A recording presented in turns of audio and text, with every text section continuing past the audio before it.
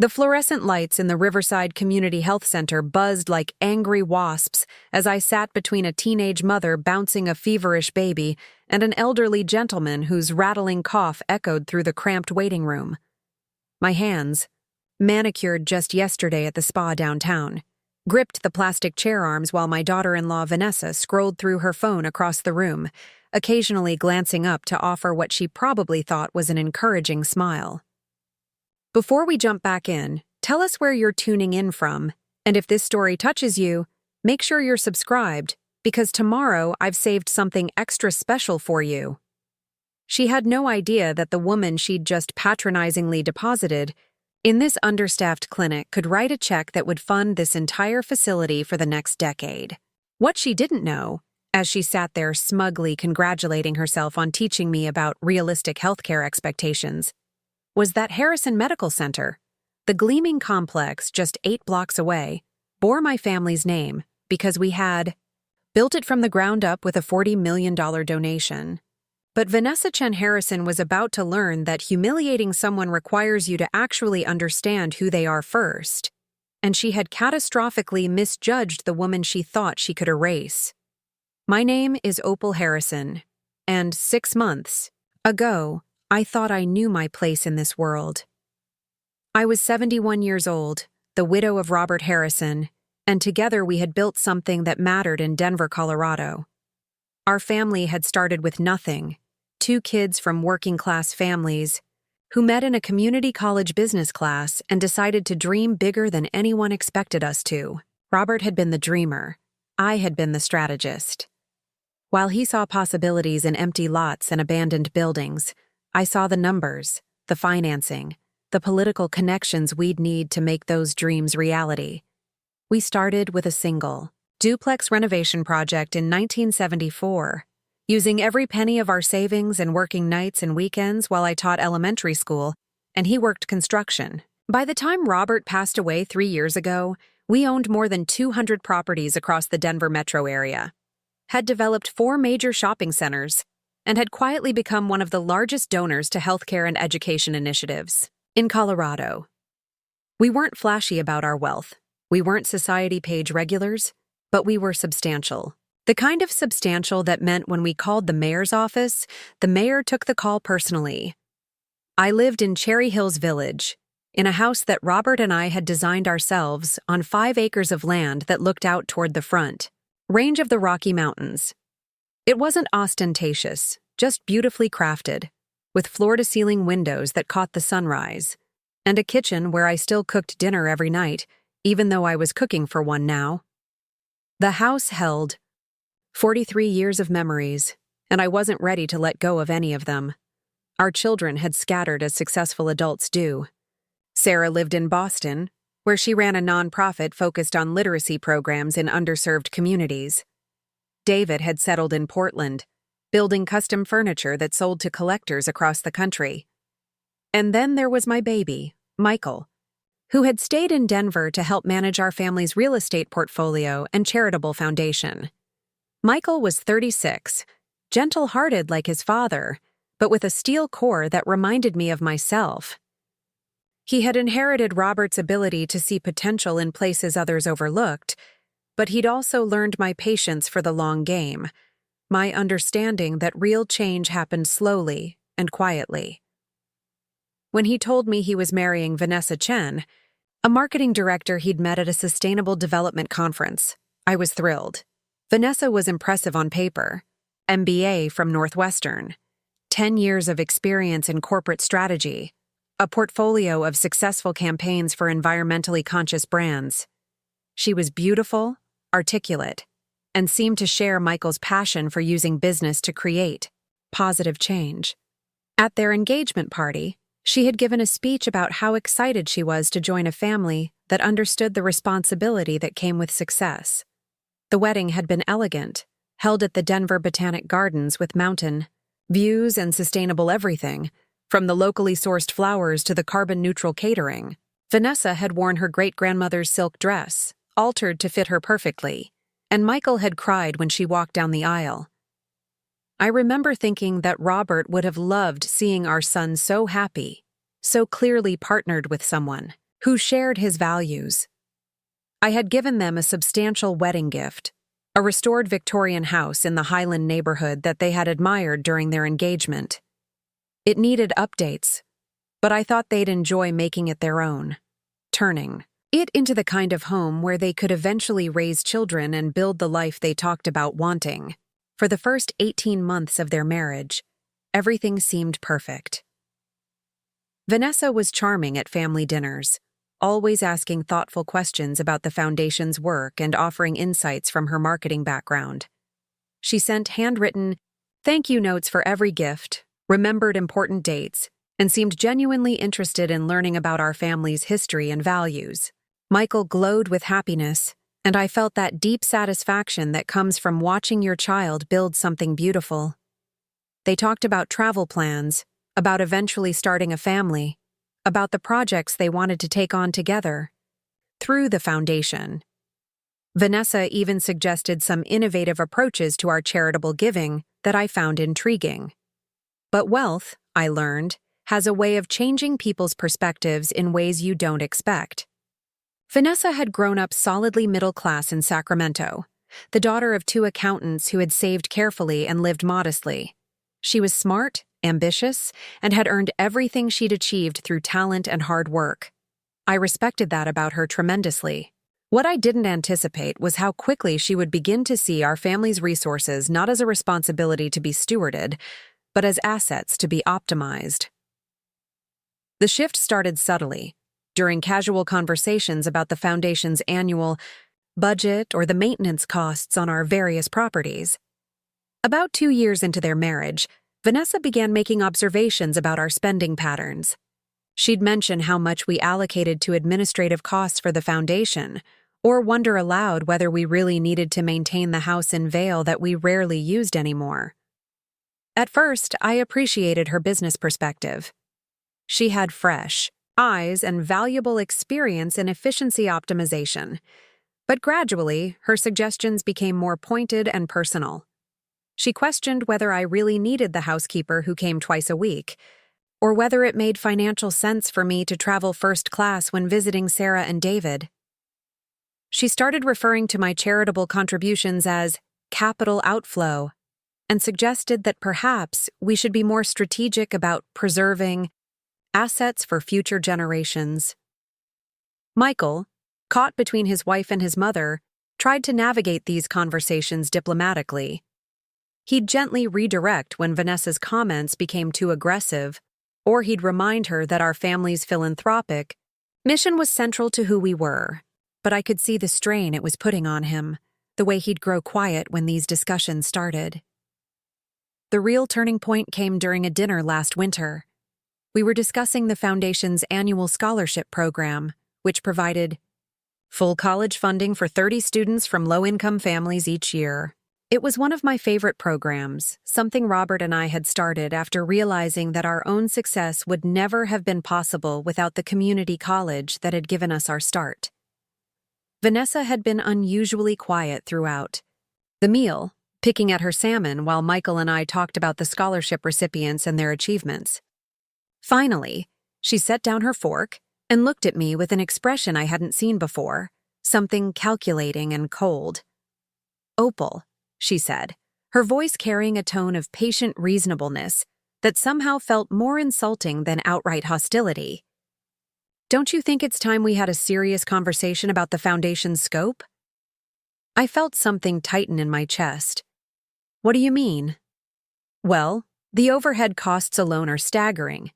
The staff salaries, the office lease, the administrative expenses. We're spending almost as much on running the foundation as we're giving away. And frankly, I'm not sure we're seeing the kind of measurable impact that justifies that level of investment."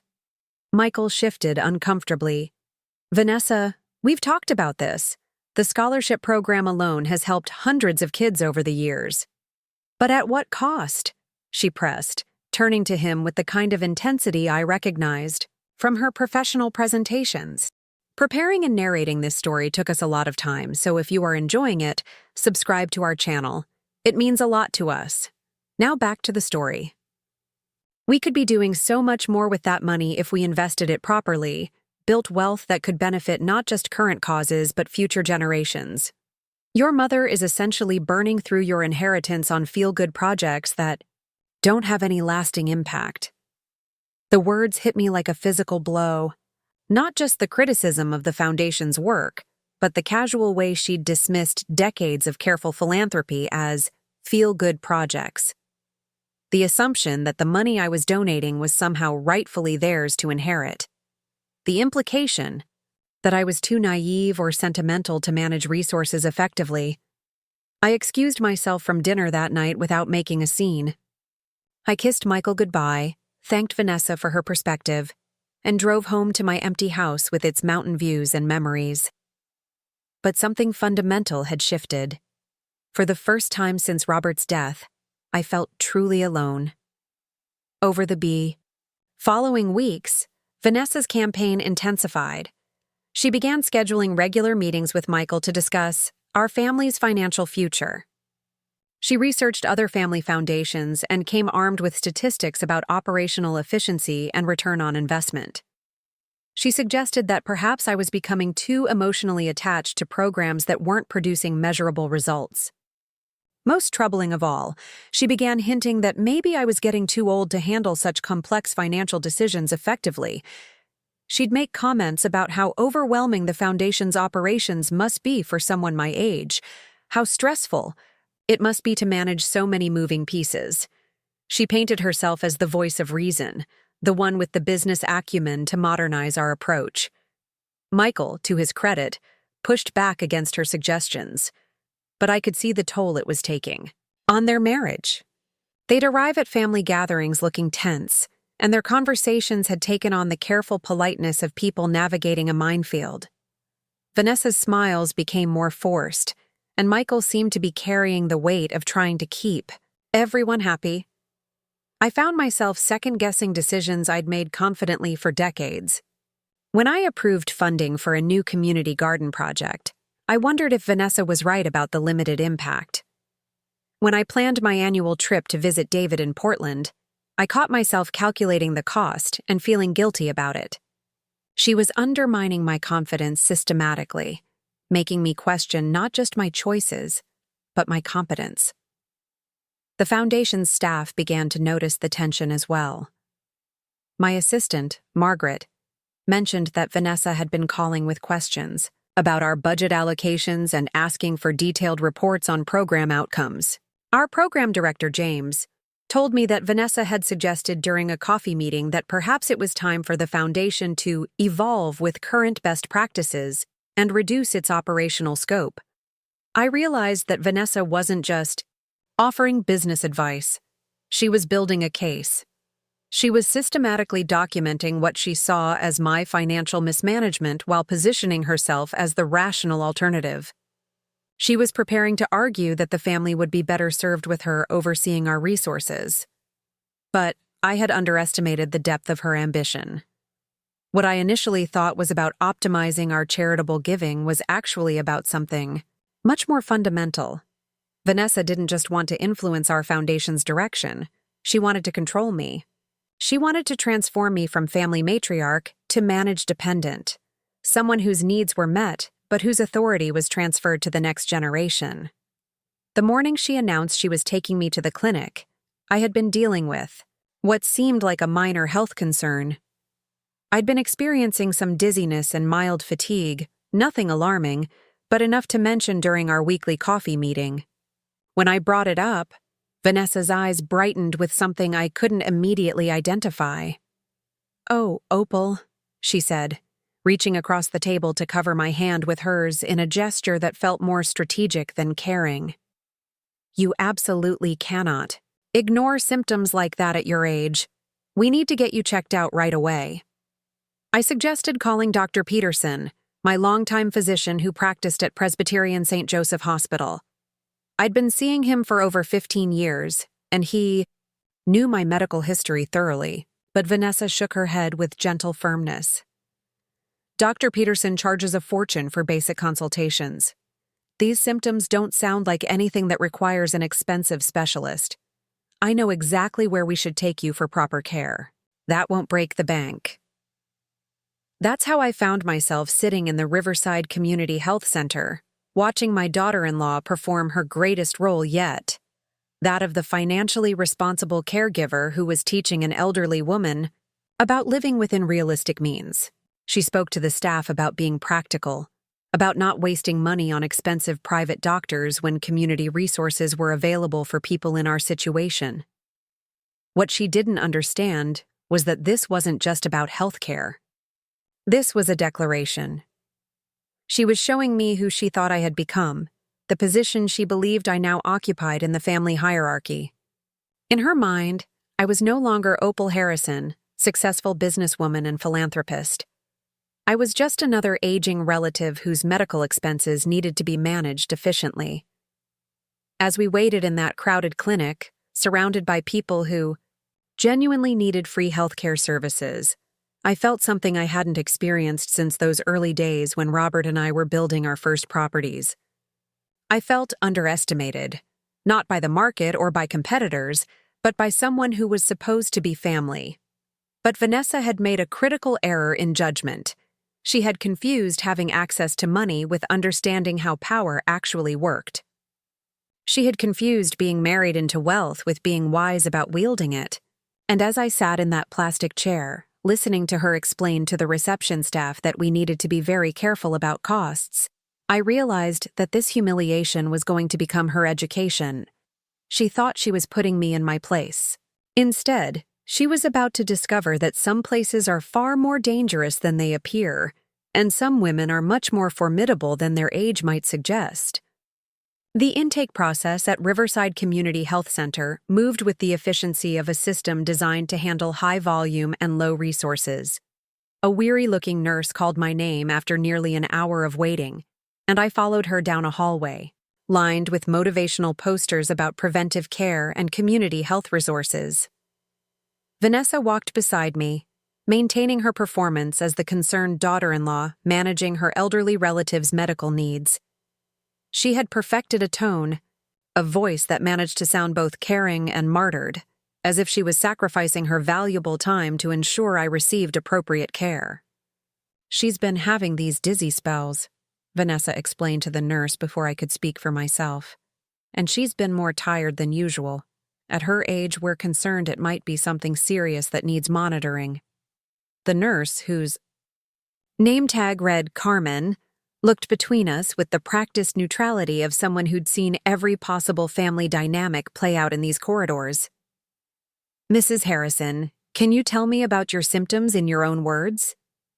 I started to explain that the dizziness was mild and seemed related to standing up too quickly, that the fatigue was probably stress-related, but Vanessa interrupted with additional details about my concerning behavior patterns and increasing forgetfulness.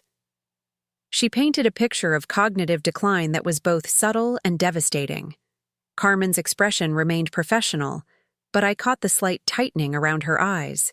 She'd heard this before. Family members discussing elderly relatives like they were medical specimens rather than people capable of speaking for themselves. The examination room was cramped and institutional, with a paper-covered table that crinkled every time I moved, and equipment that looked like it had been donated by a hospital that was upgrading to newer models. Dr. Rodriguez, the attending physician, was young and harried, clearly managing far more patients than any doctor should reasonably handle. "What brings you in today, Mrs. Harrison?" he asked, washing his hands at a small sink while scanning the intake form Carmen had filled out. Before I could respond, Vanessa launched into a detailed explanation of my symptoms, my family history, and her concerns about my overall health management. She spoke about me like I wasn't in the room, using phrases like "at her age" and "given her current situation," while describing symptoms I'd never experienced and concerns I'd never expressed. "We're here because we need to be realistic about healthcare costs," she explained to Dr. Rodriguez. "Mrs. Harrison needs quality care, but we can't afford the kind of expensive specialists and unnecessary tests that private practices tend to recommend. We need practical solutions for practical problems." Dr. Rodriguez nodded politely, but I noticed how his attention kept returning to me rather than to Vanessa's monologue. When she finally paused to check her phone, he addressed his next question directly to me. Mrs. Harrison, how would you describe your energy levels over the past few weeks? I met his eyes and saw something there, a recognition perhaps of the dynamic he was witnessing. Doctor, I've been under some stress lately. Family situations can be challenging at any age. What kind of stress? Vanessa looked up from her phone with sharp attention. Nothing that affects her medical care, she said quickly. Just the normal adjustments that come with aging and changing family circumstances. But Dr. Rodriguez continued to focus on me. Mrs. Harrison, do you feel like your stress levels might be contributing to your physical symptoms? It was a loaded question, asked with the careful tone of someone who suspected there might be more to the story than the family spokesperson was revealing. I could have spoken up then. I could have explained that this entire visit was an elaborate performance, that I had excellent private health care and no financial constraints whatsoever. Instead, I chose to let the scene play out. I think stress can affect anyone's health, regardless of their circumstances. The examination itself was thorough despite the clinic's obvious resource limitations. Dr. Rodriguez checked my blood pressure, which was slightly elevated, but not concerning. He listened to my heart and lungs, tested my reflexes, and ordered basic blood work to rule out common issues like diabetes or thyroid problems. Throughout the process, he treated me with dignity and respect, explaining each step and asking for my consent before proceeding. It was a stark contrast to Vanessa's approach, which involved speaking about me rather than to me. Vanessa, meanwhile, kept up a steady stream of questions about costs and procedures. How much would the blood work cost? Were there payment plans available? Could we get the most basic testing rather than comprehensive panels? She played the role of the financially strapped caregiver with commitment that would have been impressive if it hadn't been so insulting.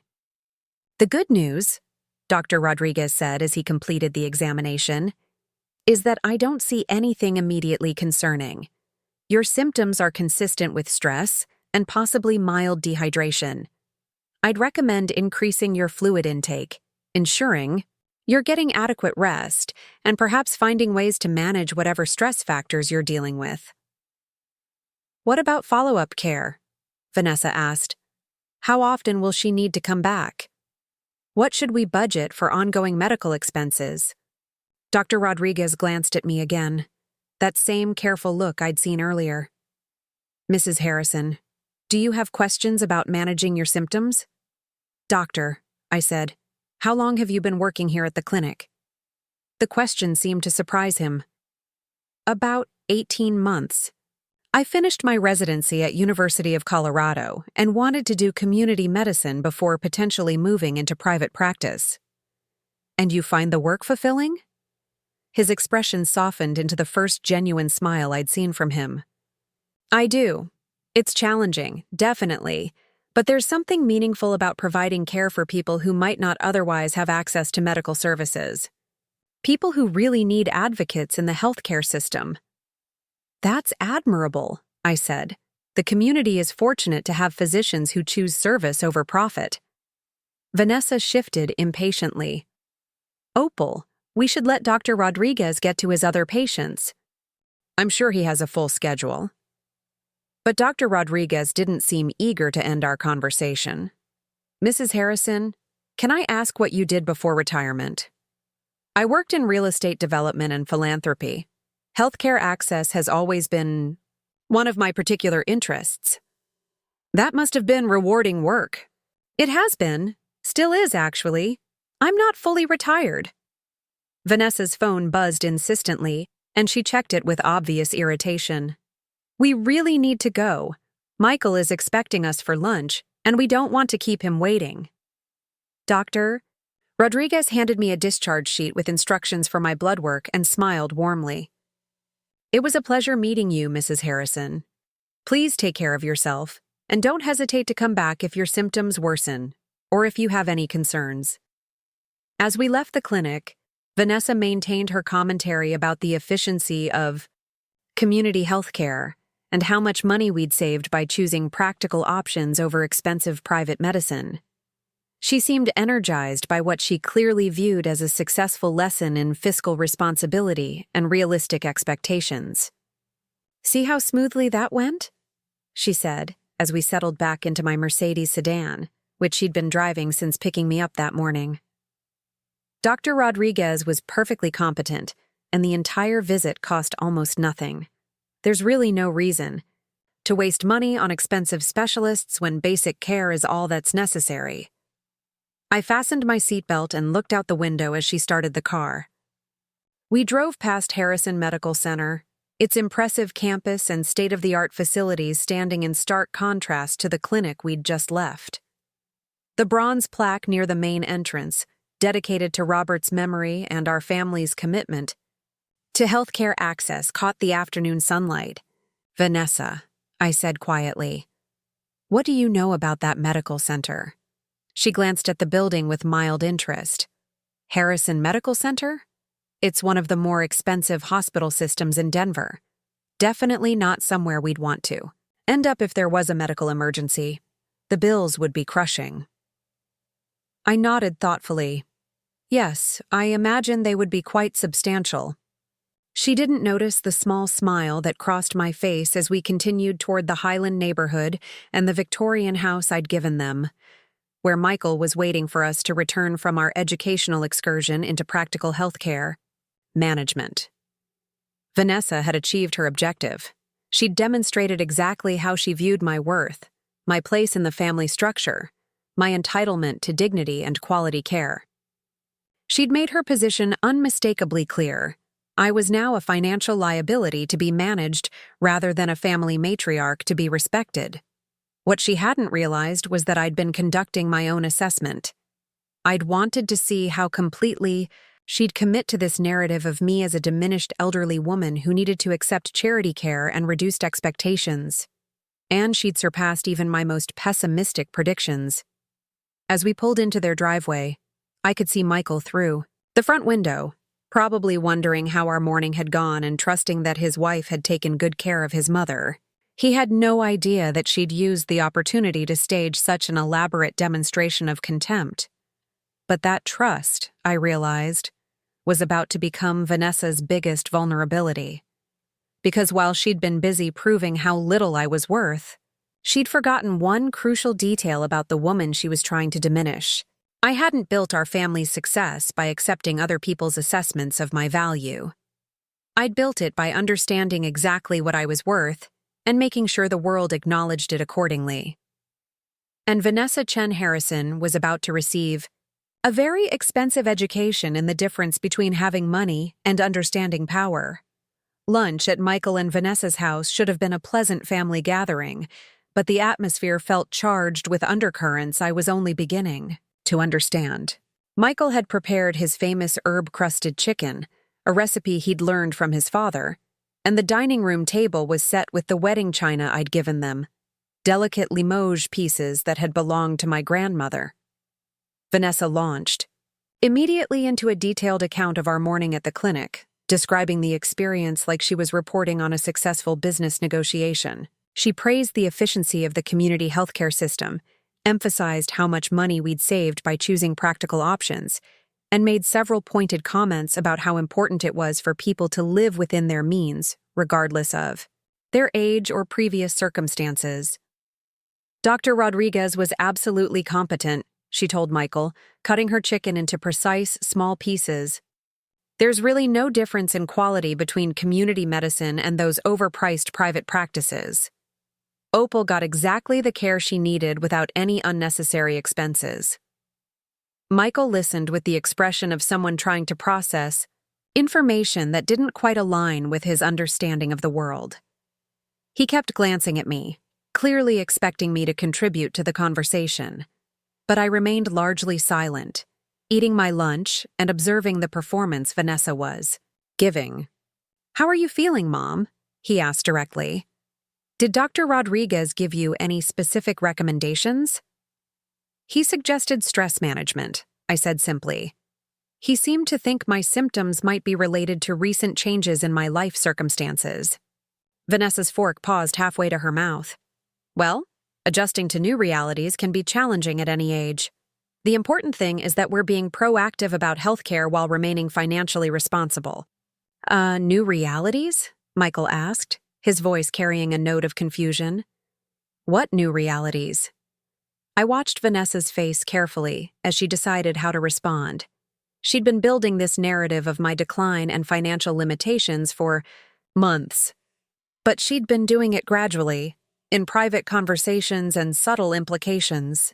Now she was being asked to articulate it directly in front of both Michael and me. Well, she said carefully, your mother is getting older, and we need to be realistic about managing resources appropriately. The foundation's expenses, the maintenance, on multiple properties, the travel costs, all of those things add up. It's responsible family planning to ensure that healthcare and other essential needs can be met without unnecessary financial strain. Michael set down his fork. Vanessa, are you suggesting that Mom can't afford her regular doctor? I'm suggesting that we should all be mindful of costs, especially when there are perfectly good alternatives available. Dr. Peterson charges $800 for a consultation that Dr. Rodriguez provided for $60. That's not being poor, that's being smart. But Mom's insurance covers Dr. Peterson. She's been seeing him for years. Vanessa sighed with the patience of someone explaining basic math to a child. Michael, insurance doesn't cover everything. And even with coverage, the copays and deductibles add up.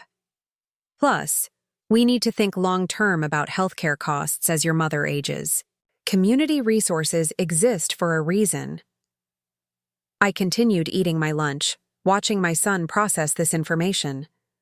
Michael had always been trusting, perhaps too trusting, and he was clearly struggling to reconcile his wife's concerns with his understanding of our family's financial situation.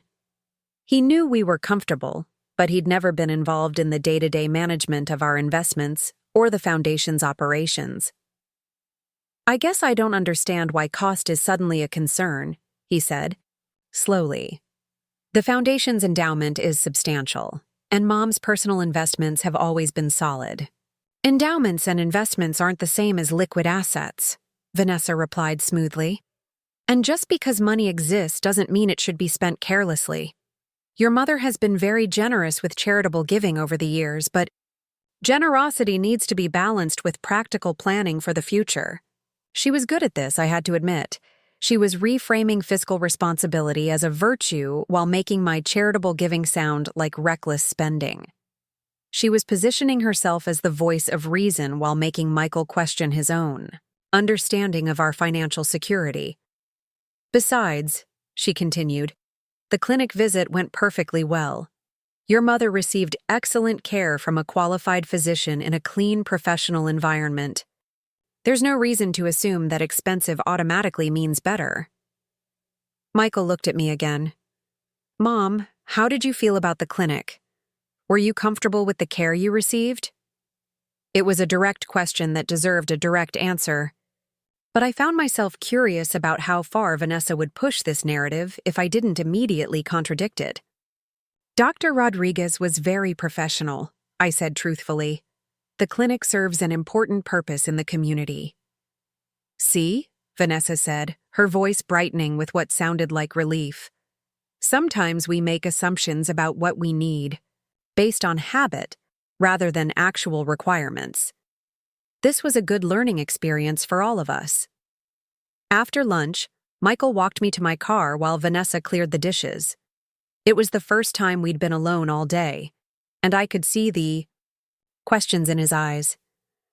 Mom, is everything okay? You seem different lately. I studied my youngest son's face, seeing so much of his father in the worried expression and the way he was trying to take care of everyone around him. Michael, what has Vanessa told you about my financial situation? He looked uncomfortable. She's mentioned that maybe some of the foundation's expenses are getting harder to manage, and that we should be more careful about unnecessary costs. She thinks you might be too generous sometimes, that you don't always consider the long-term implications of your giving. And what do you think? I think you've been managing money successfully for longer than Vanessa and I have been alive, he said firmly. But she has a business background, and she's just trying to look out for everyone's best interests. I see. I unlocked my car and turned back to him. Michael, do you remember when your father and I bought the land for Harrison Medical Center? Of course. You and Dad were so excited about bringing better healthcare access to the Southwest suburbs. You said it was one of the most important projects you'd ever worked on. Do you remember how much we donated to make that project possible? Michael nodded slowly. $40 million. Dad used to joke that it was the most expensive way to get a building named after you in the history of Colorado. And do you think someone who could afford to donate $40 million to build a hospital would need to use a free clinic because she couldn't afford her regular doctor? The question hung in the air between us.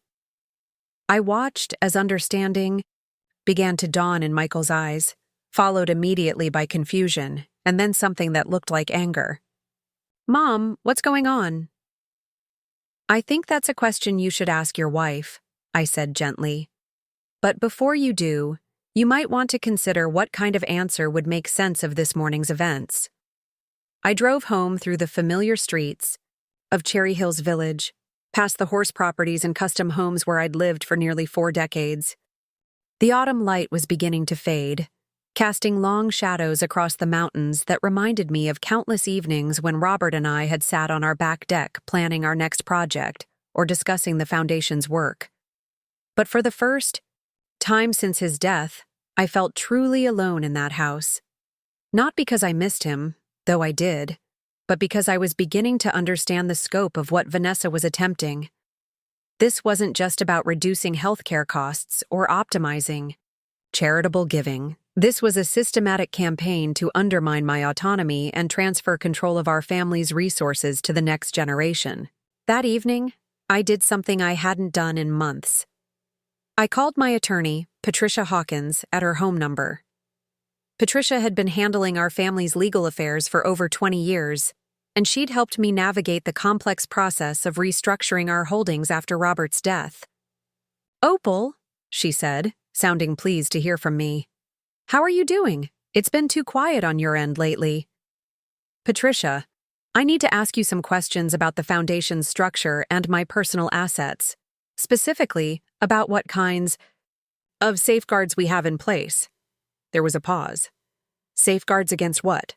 I told her about the morning's clinic visit, about Vanessa's increasing comments regarding our spending, about the subtle but persistent suggestions that I was becoming too old to manage complex financial decisions effectively.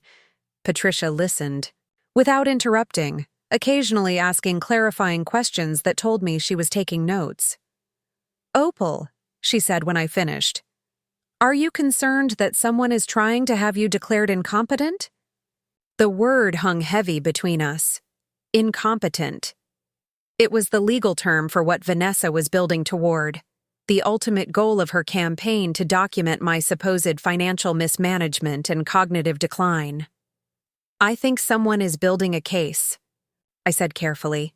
I think someone is documenting what they would characterize as poor judgment and declining capacity. Well, the good news is that your affairs are extremely well organized. All of your assets are properly titled, your estate planning is current, and the foundation's governance structure is solid. But Opal, if someone was serious about challenging your competency, they'd need medical documentation. My stomach tightened. What kind of medical documentation? Evidence of cognitive impairment, usually. Dementia, Alzheimer's, significant mental health issues that affect decision-making. Capacity. They'd need testimony from medical professionals, documentation of concerning behaviors, evidence that you weren't capable of managing your affairs responsibly. I thought about the morning's clinic visit, about Vanessa's careful documentation, of my symptoms and her conversations with Dr. Rodriguez about my cognitive state, about her questions regarding follow-up care and ongoing medical monitoring. Patricia, if someone wanted to build that kind of case, how would they go about it? They'd start by establishing a pattern of concerning behavior, forgetting important appointments, making impulsive financial decisions, showing signs of confusion or disorientation. Then they'd document medical visits where these concerns were raised with healthcare providers. They'd gather testimony from family members about declining capacity. Eventually, they'd petition the court for guardianship proceedings. And if they succeeded, they'd become your legal guardian, with full authority to make decisions about your medical care, your finances, your living situation. You'd essentially become a ward of the court, with your guardian controlling every aspect of your life.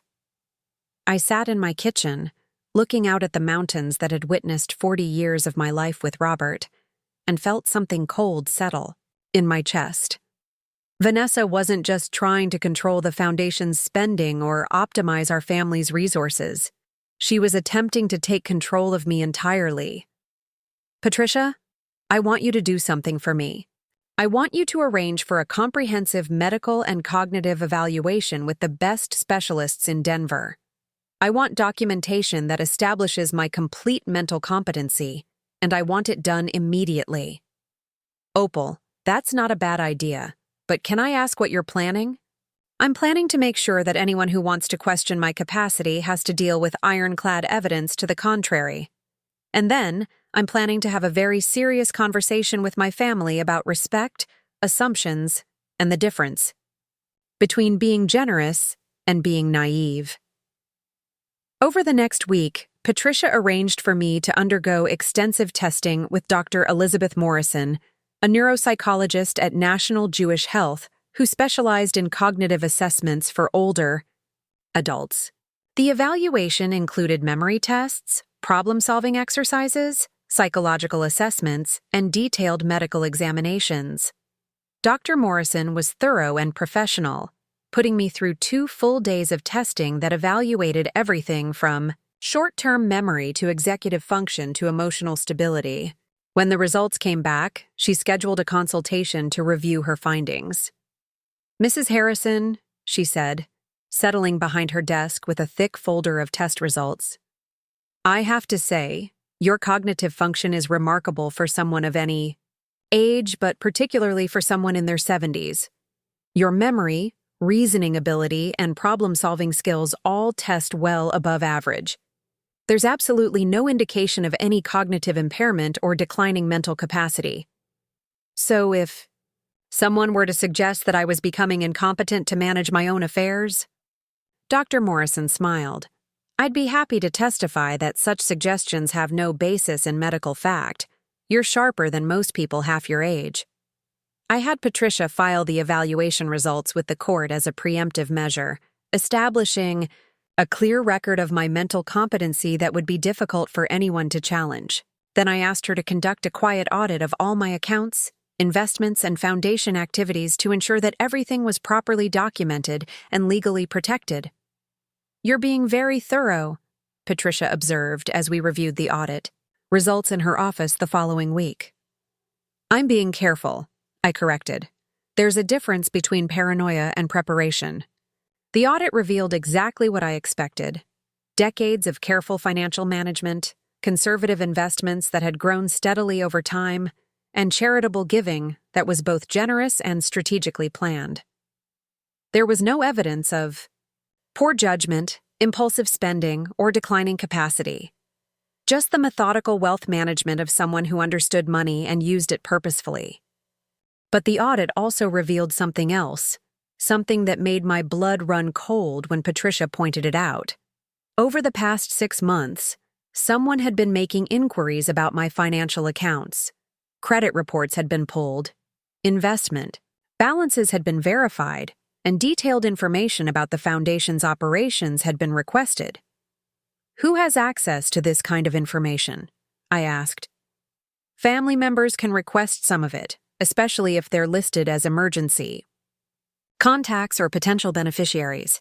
But this level of detail suggests someone who either has legal authority or is preparing to seek legal authority."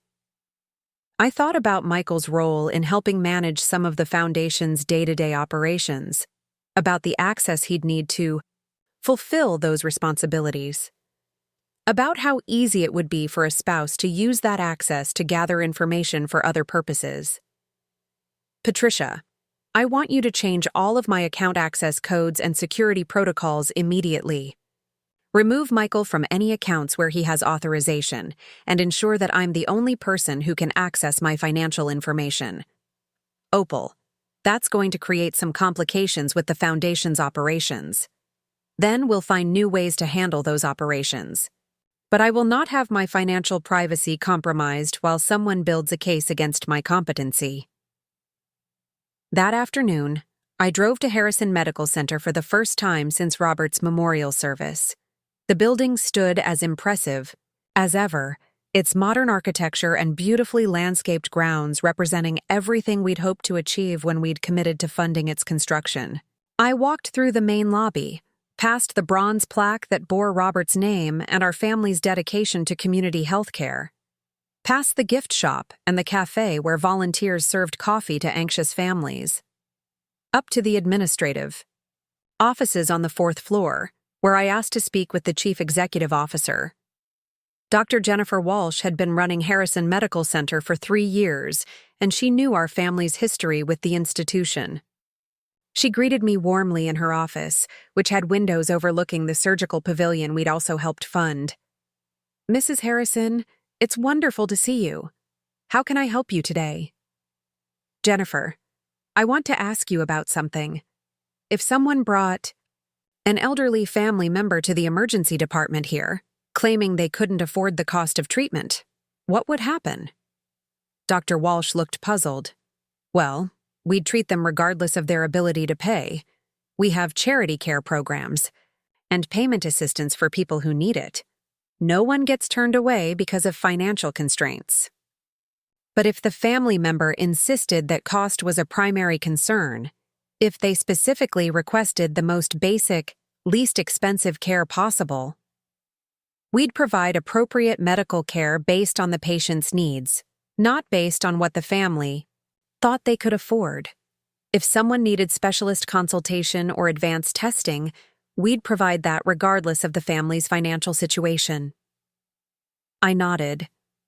"And if that same family member later returned with adequate insurance or financial resources, we'd provide the same level of care we always provide. Financial status doesn't determine medical treatment quality at Harrison Medical Center. That's actually one of the founding principles your family established when you helped create this institution." I smiled for the first time in weeks. "Thank you, Jennifer. That's exactly what I needed to hear."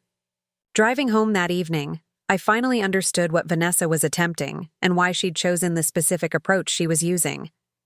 By taking me to a free clinic instead of my regular physician, she wasn't just trying to save money or teach me about living within means. She was creating a paper trail, a documented pattern of behavior that suggested I was no longer capable of making appropriate healthcare decisions. The clinic visit would go into my medical records.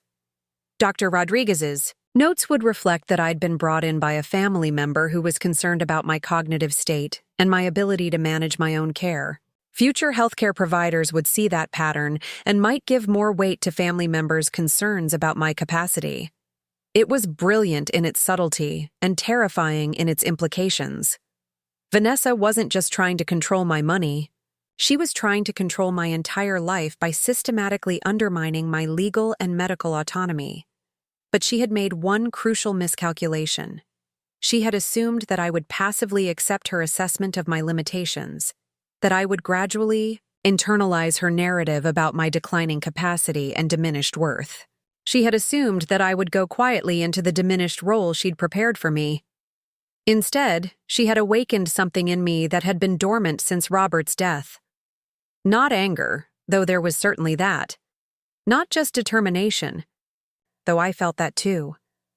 What she had awakened was the strategic mind that had built our family's success from nothing, the woman who had learned to see 3 moves ahead in every negotiation.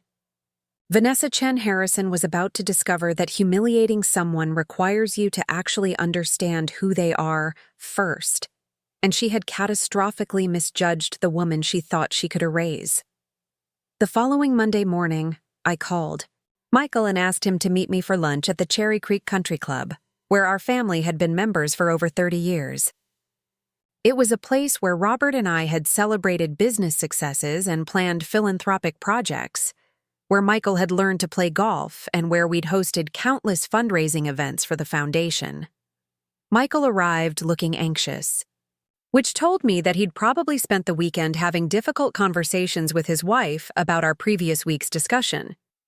He kissed my cheek and settled into the chair across from me in the dining room that overlooked the 18th green. "Mom, I need to ask you about something," he said without preamble. "Vanessa is concerned that you might be upset about the clinic visit, and she's worried that you might have misunderstood her intentions." I sipped my iced tea and studied my son's face. "What did she tell you her intentions were?" "She said she was trying to help you learn about healthcare options that might be more sustainable as you get older. She said she's worried about your long-term financial security and wants to make sure you're not spending money unnecessarily." "Michael, do you remember what we paid for this lunch?" He looked confused by the question. "I don't know. Maybe $60? And do you think someone who's concerned about my ability to afford a $60 lunch would take me to a country club for our discussion about sustainable healthcare options?" Michael paused, his fork halfway to his mouth. "I hadn't thought about that." "Let me ask you something else. In the past year, have you noticed any signs that I'm having financial difficulties? Any indication that I'm struggling to pay bills or manage my expenses?" "No, of course not. But Vanessa says that's not the point. She says that just because money is available doesn't mean it should be spent carelessly. And taking me to a free clinic instead of my regular doctor was that about not spending money carelessly?" Michael set down his fork entirely. "Mom, I think maybe I'm missing something important here." I reached into my purse and pulled out a folder that Patricia had prepared for me. It contained the results of my cognitive evaluation, the financial audit, and a detailed summary of all the inquiries that had been made about my accounts over the past 6 months. "Michael, I want you to look at these documents. The first set shows the results of a comprehensive cognitive evaluation I had done last week. The second shows an audit of all my financial accounts and investments. The third shows a record of who has been accessing information about my finances over the past 6 months." I watched my son's face as he read through the materials. The cognitive evaluation clearly established my mental competency. The financial audit demonstrated careful management and substantial assets, and the inquiry report showed a pattern of information gathering that had no legitimate purpose in the foundation's normal operations. "Mom, I don't understand. Why did you need a cognitive evaluation?" "Because someone has been building a case that I'm no longer competent to manage my own affairs. Someone has been documenting what they would characterize as evidence of declining capacity and poor judgment." Michael's face went pale. "You think Vanessa is trying to have you declared incompetent?" "I think Vanessa is systematically gathering information and creating documentation that could be used to petition for guardianship. The clinic visit wasn't about saving money, Michael. It was about creating a medical record that shows I'm no longer capable of making appropriate healthcare decisions." "But that's impossible. You're one of the sharpest people I know." "Legal competency isn't always about actual capability, son. It's about what can be proven in court, and someone who's been carefully documenting my supposed decline could build a very convincing case, especially if they have medical records showing that I was brought to community health care by a concerned family member who was worried about my cognitive state." Michael stared at the documents in front of him. "You really think Vanessa would do something like this?" "I think Vanessa has been very clear about her opinion that I'm not managing our family's resources appropriately. I think she's been building support for the idea that younger family members should take control of financial decisions. And I think the clinic visit was designed to create evidence that I need supervised care." "But why? We're not struggling financially. The foundation is doing important work. I don't understand what she thinks she'd accomplish." I looked at my son, seeing so much of his father's innocence and trust, and felt my heart break a little. "Michael, what did Vanessa tell you about your inheritance?" "She said we need to be careful about preserving family wealth for future generations. She said your charitable giving is generous, but maybe not strategic from a long-term perspective." "And did she suggest any specific changes to how our family's money is managed?" Michael shifted uncomfortably. "She's mentioned that maybe the foundation's scope could be reduced, and that perhaps some of the assets could be invested more aggressively for growth rather than being donated to charity." "I see. And who would manage those investments and make those decisions about reduced charitable giving?" The implications of the question hit Michael like a physical blow. I could see him working through the logic, understanding for the first time what his wife's concerns about my competency might actually be designed to accomplish. "Mom, are you saying that Vanessa wants to control the foundation's money?" "I'm saying that Vanessa has been very methodical about establishing that I'm not capable of managing our family's resources effectively, and that someone who succeeded in having me declared incompetent would gain legal authority to make all decisions about my finances, my medical care, and my living situation." Michael put his head in his hands. "I can't believe this. I don't want to believe this." "I know, sweetheart, but I need you to understand what's at stake here. This isn't just about money or even about family dynamics. This is about my fundamental autonomy as a human being." "What do you want me to do?" I reached across the table and covered his hand with mine. "I want you to be very careful about what information you share with your wife regarding the foundation's operations or my personal affairs. I want you to think carefully about her suggestions for changes to our family's charitable work. And I want you to remember that the woman who built this family's success from nothing is not someone who needs to be managed or supervised by anyone." "Mom, I'm so sorry. I had no idea." "You're not responsible for her choices, Michael, but you are responsible for yours going forward." We finished lunch in relative silence, both of us processing the weight of what had been revealed. As we walked to the parking lot, Michael turned to me with an expression I hadn't seen since he was a small child, dealing with something too big for him to handle alone. "What happens now?" "Now I stop being naive about people's intentions," I said, "and I start reminding everyone exactly who they're dealing with." That evening, I sat in Robert's old study, surrounded by the books and photographs that chronicled our life together. On his desk was a framed picture from the day we'd broken ground for Harrison Medical Center, both of us beaming as we posed, with golden shovels and hard hats. I picked up the photograph and studied Robert's face, remembering his excitement about the project and his conviction that successful people had an obligation to give back to their communities. He'd always believed that wealth was a tool for creating positive change, not just a scoreboard for keeping track of personal achievement. But he'd also been a shrewd businessman who understood that generosity required strength, that you couldn't help others if you allowed yourself to be undermined or controlled. He would have seen through Vanessa's campaign immediately, and he would have acted decisively to protect both our family's resources and my personal autonomy. I opened the locked drawer of his desk and pulled out a file I hadn't touched since his death. It contained our original business plans, financial projections, and strategic documents from the early days of our real estate development work. At the bottom of the file was a handwritten note Robert had given me after our first major success, when we'd made enough money to consider ourselves truly secure for the first time. "Opal," the note read, "never let anyone convince you that your kindness is weakness or that your generosity makes you naive. You're the strongest person I know, and anyone who mistakes your good nature for vulnerability will learn otherwise at their own expense." I folded the note carefully and put it back in the drawer. Then I reached for the phone and dialed Patricia's home number. "Patricia, it's Opal.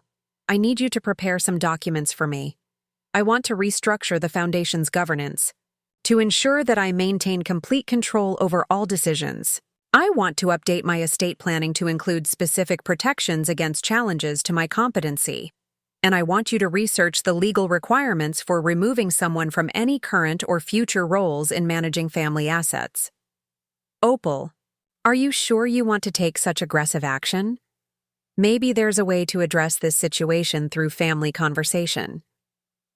Patricia, I've spent the past month watching someone systematically document my supposed decline while positioning herself as my reasonable caregiver. I've been taken to a charity clinic like I was a pauper, had my financial privacy invaded, and been subjected to a campaign designed to undermine my legal autonomy. The time for family conversation has passed. What exactly are you planning? I looked out the window at the mountains that had witnessed 40 years of my life with Robert, at the landscape where we'd built something meaningful together. I'm planning to remind everyone that respect isn't something you can take from someone. It's something you have to earn. And anyone who's forgotten that lesson is about to receive a very thorough refresher course. The call came at 7:30 on a Tuesday morning, jolting me awake from the first peaceful sleep I'd had. In weeks, Michael's voice was strained, barely controlled, carrying the kind of tension that immediately told me something significant had shifted. "Mom, we need to talk. Can you meet me at the foundation office in an hour?"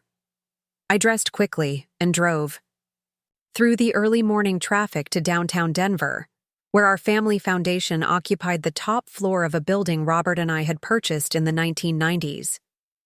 The offices were elegant, but not ostentatious, with conference rooms that looked out over the city and walls lined with photographs from decades of charitable projects.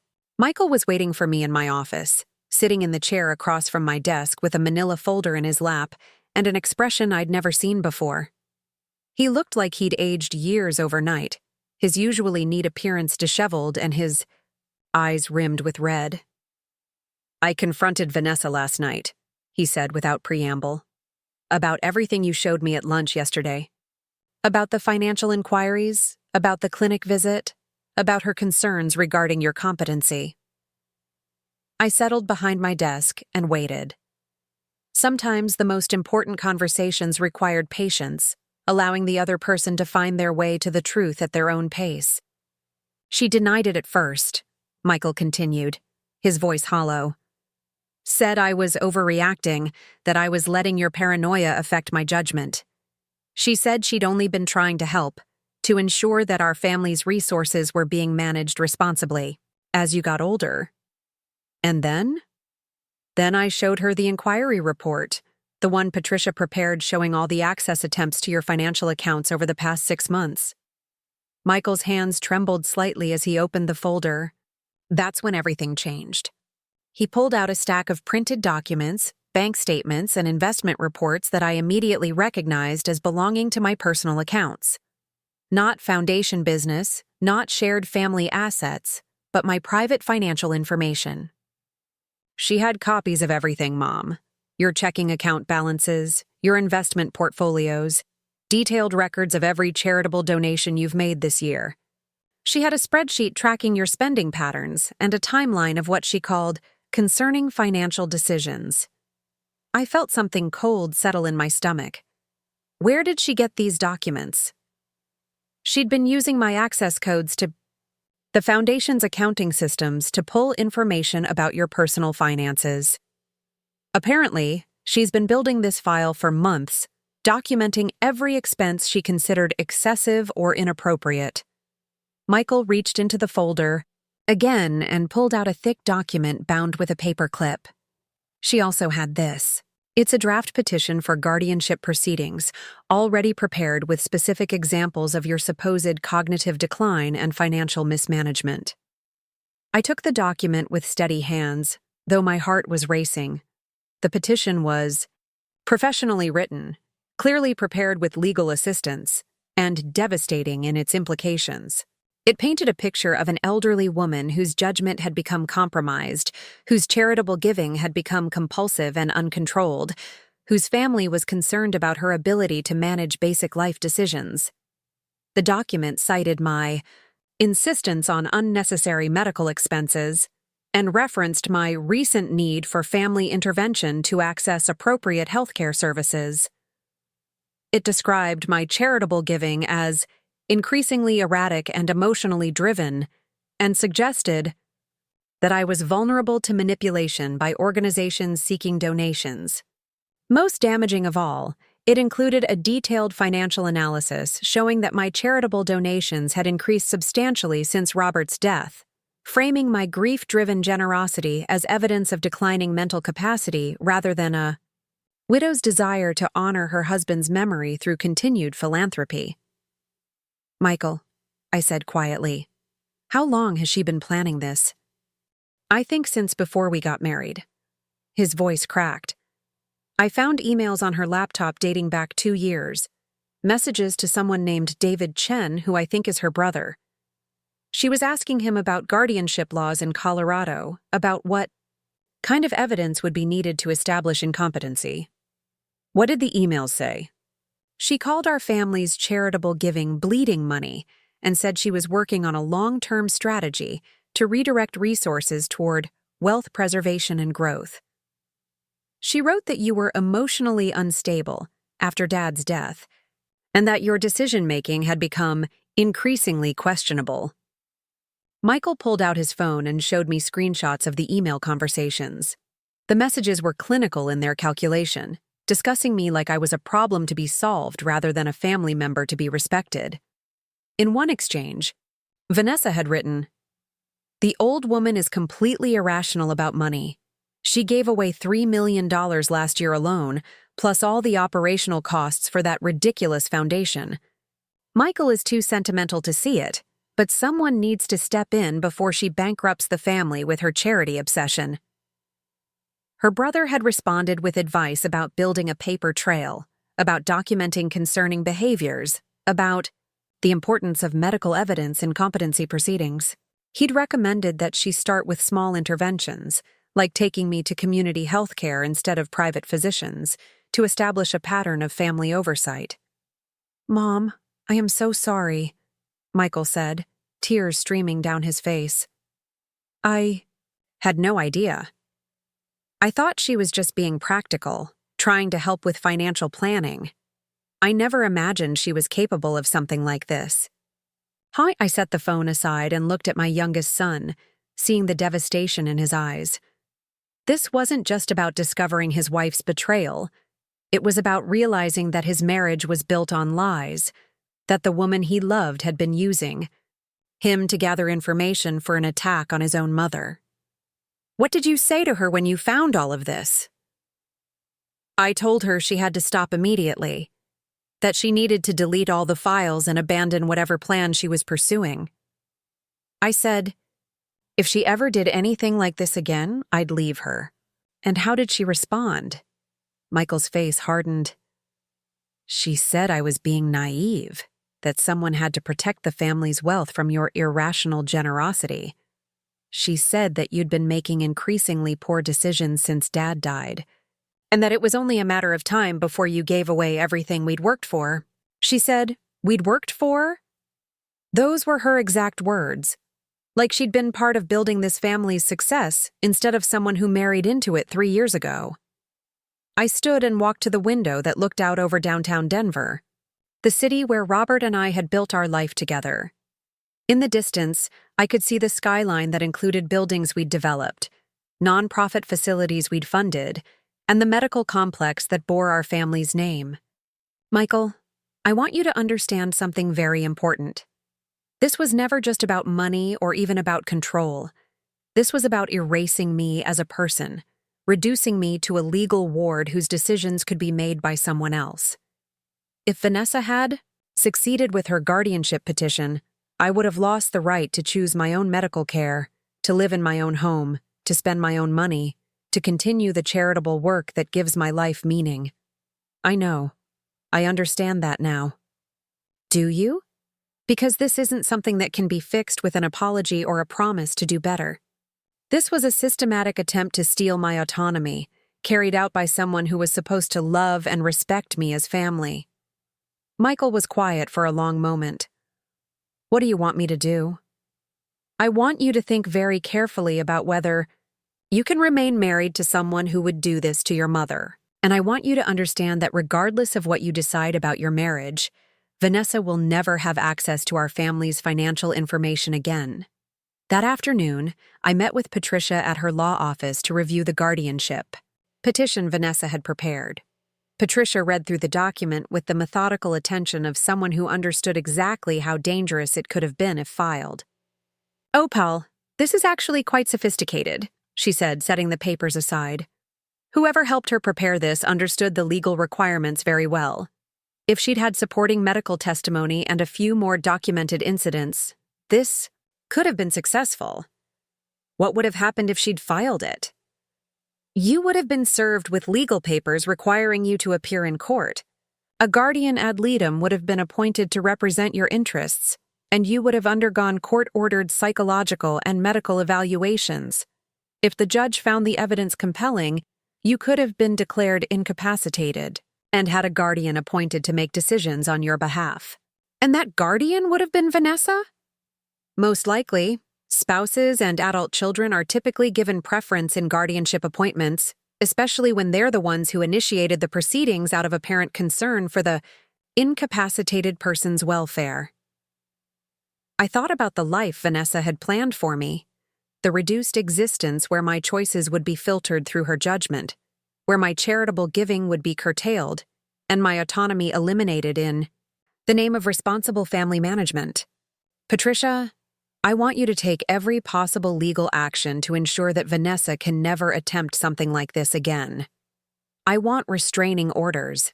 I want her removed from any documents where she might have been listed as an emergency contact. And I want a formal legal record of her attempted fraud. Fraud might be difficult to prove, but we can certainly establish a clear paper trail that would make any future guardianship petition extremely difficult for her to pursue. Do it. All of it. What about Michael? This is going to have serious implications for his marriage. I looked out the window of Patricia's office, toward the mountains that had witnessed so many important decisions in my life. Michael is an adult who needs to make his own choices about his relationship, but those choices need to be made with full knowledge of who his wife really is. Over the next several days, I took systematic action to protect myself and our family's assets from any future attempts at manipulation. Patricia filed legal documents that created a clear record of Vanessa's actions, making it nearly impossible for her to claim ignorance or good intentions if she ever tried something similar again. I changed all passwords and access codes for every financial account, removing Michael's access except where absolutely necessary for foundation operations. I updated my estate planning documents to include specific language about challenges to my competency, making it clear that any such challenges would result in complete disinheritance for the challenging party. Most importantly, I arranged for quarterly competency evaluations with Dr. Morrison, creating an ongoing medical record that would make it extremely difficult for anyone to argue that my mental capacity was declining. But the most difficult conversation was still ahead of me. 3 days after Michael's revelation about Vanessa's plans, I called and asked them both to meet me at the foundation office. It was time to address the situation directly, without the protection of legal intermediaries or the comfort of private family discussions. They arrived together, but sat separately, the tension between them obvious in their body language and careful politeness. Vanessa looked composed, professionally dressed and carrying herself with the confidence of someone who believed she could talk her way out of any situation.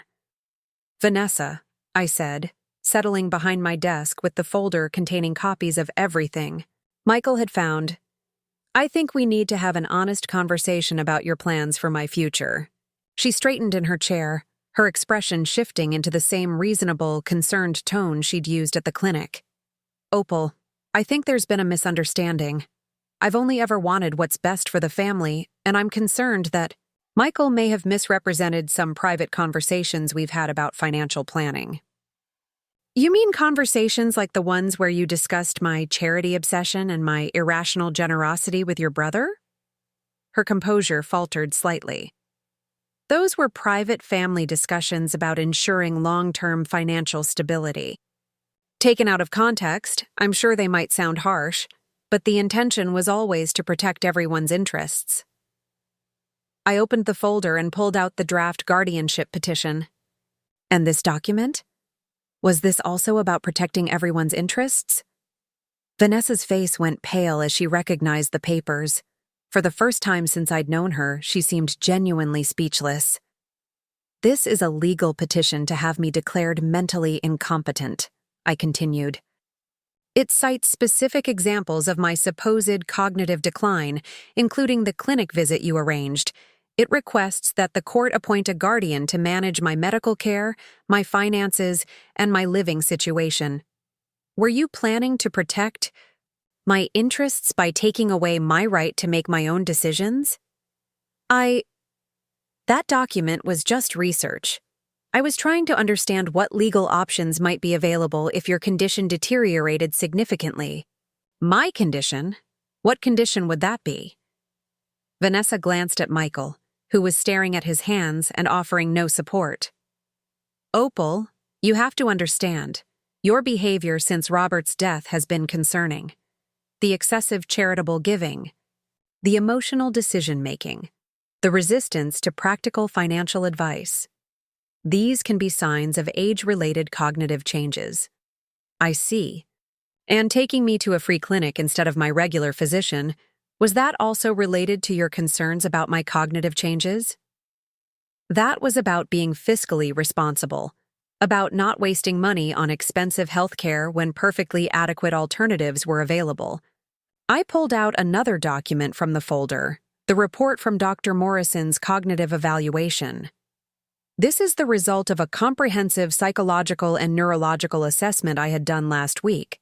According to Dr. Morrison, my cognitive function is not only normal, but exceptional for someone of any age. There's no evidence of dementia, depression, or any other condition that would affect my decision-making capacity. Vanessa stared at the document like it was written in a foreign language. You had yourself evaluated? I had myself evaluated because someone was building a case that I was mentally incompetent, and I wanted medical documentation to contradict that false narrative. But the financial decisions you've been making are the decisions of a wealthy woman who chooses to use her money for charitable purposes rather than accumulating wealth for its own sake. There's nothing irrational or inappropriate about my giving patterns, and there's certainly nothing that suggests cognitive impairment. Michael finally looked up. Vanessa, just stop. Please.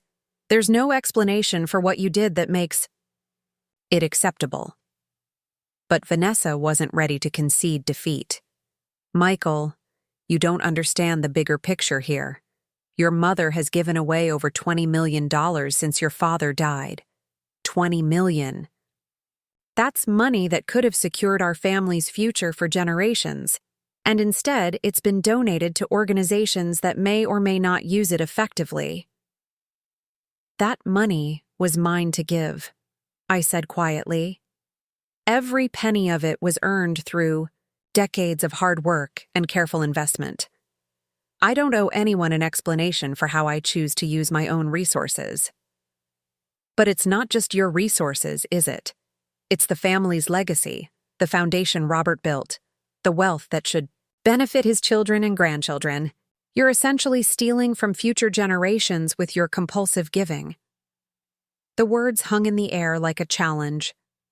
Vanessa had finally revealed her true perspective, the entitlement that had driven her campaign against me. In her mind, my money had somehow become her money. My choices had become theft from her future. Vanessa, I said, standing and walking around the desk to face her directly. Let me make something very clear. The wealth Robert and I built belongs to me. The charitable giving I do honors his memory and reflects our shared values. And the decisions I make about my money, my medical care, and my life are mine alone to make. But what about the family? What about preserving something for the next generation? The next generation will inherit exactly what they deserve to inherit, which will be determined by their character, their choices, and their respect for the people who came before them. I returned to my desk and pulled out one final document, A revised will that Patricia had prepared earlier that week.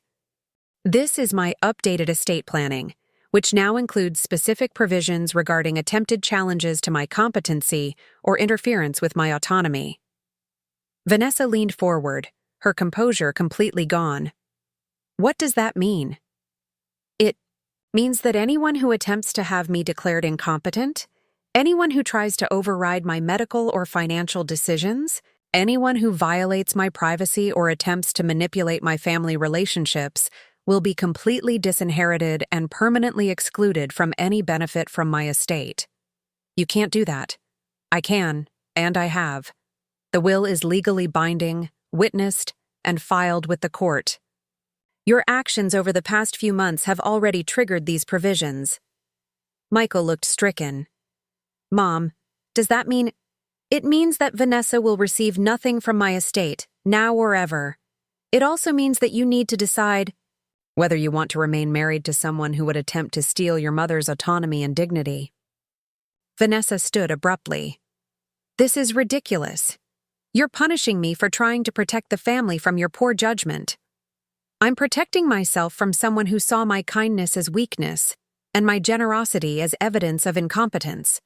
Someone who tried to use my son's love and trust to gather information for an attack on my fundamental rights as a human being. Michael, are you going to let her do this? Are you going to let your mother destroy our marriage because of a misunderstanding? Michael looked at his wife, then at me, then back at his wife. Vanessa, you prepared legal documents to have my mother declared mentally incompetent so you could control her money. You violated her privacy, lied to me about your intentions, and tried to take away her right to make her own decisions. There's no misunderstanding here.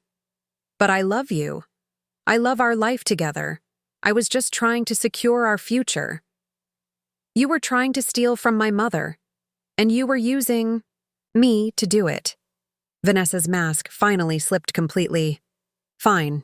You want to choose your senile mother over your wife? You want to let her give away your entire inheritance to random charities? You'll regret this decision when you're older and realize what you've lost. She grabbed her purse and stormed toward the door, then turned back with one final attempt. Opal, you think you've won something here, but you've just destroyed your son's marriage and isolated yourself from the people who actually care about you. When you're sitting alone in that big house with no family left, remember that you chose your money over relationships. I chose my dignity over manipulation, I replied calmly. And I chose truth over the lie you were asking my son to live. The door slammed behind her, leaving Michael and me alone in the sudden silence.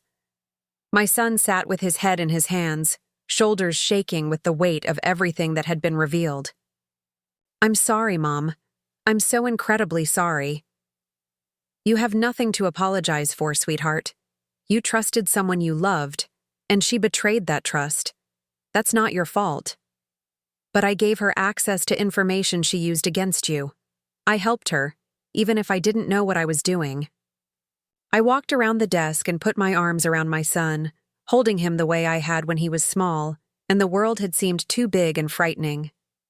Michael, love makes us vulnerable. It's supposed to.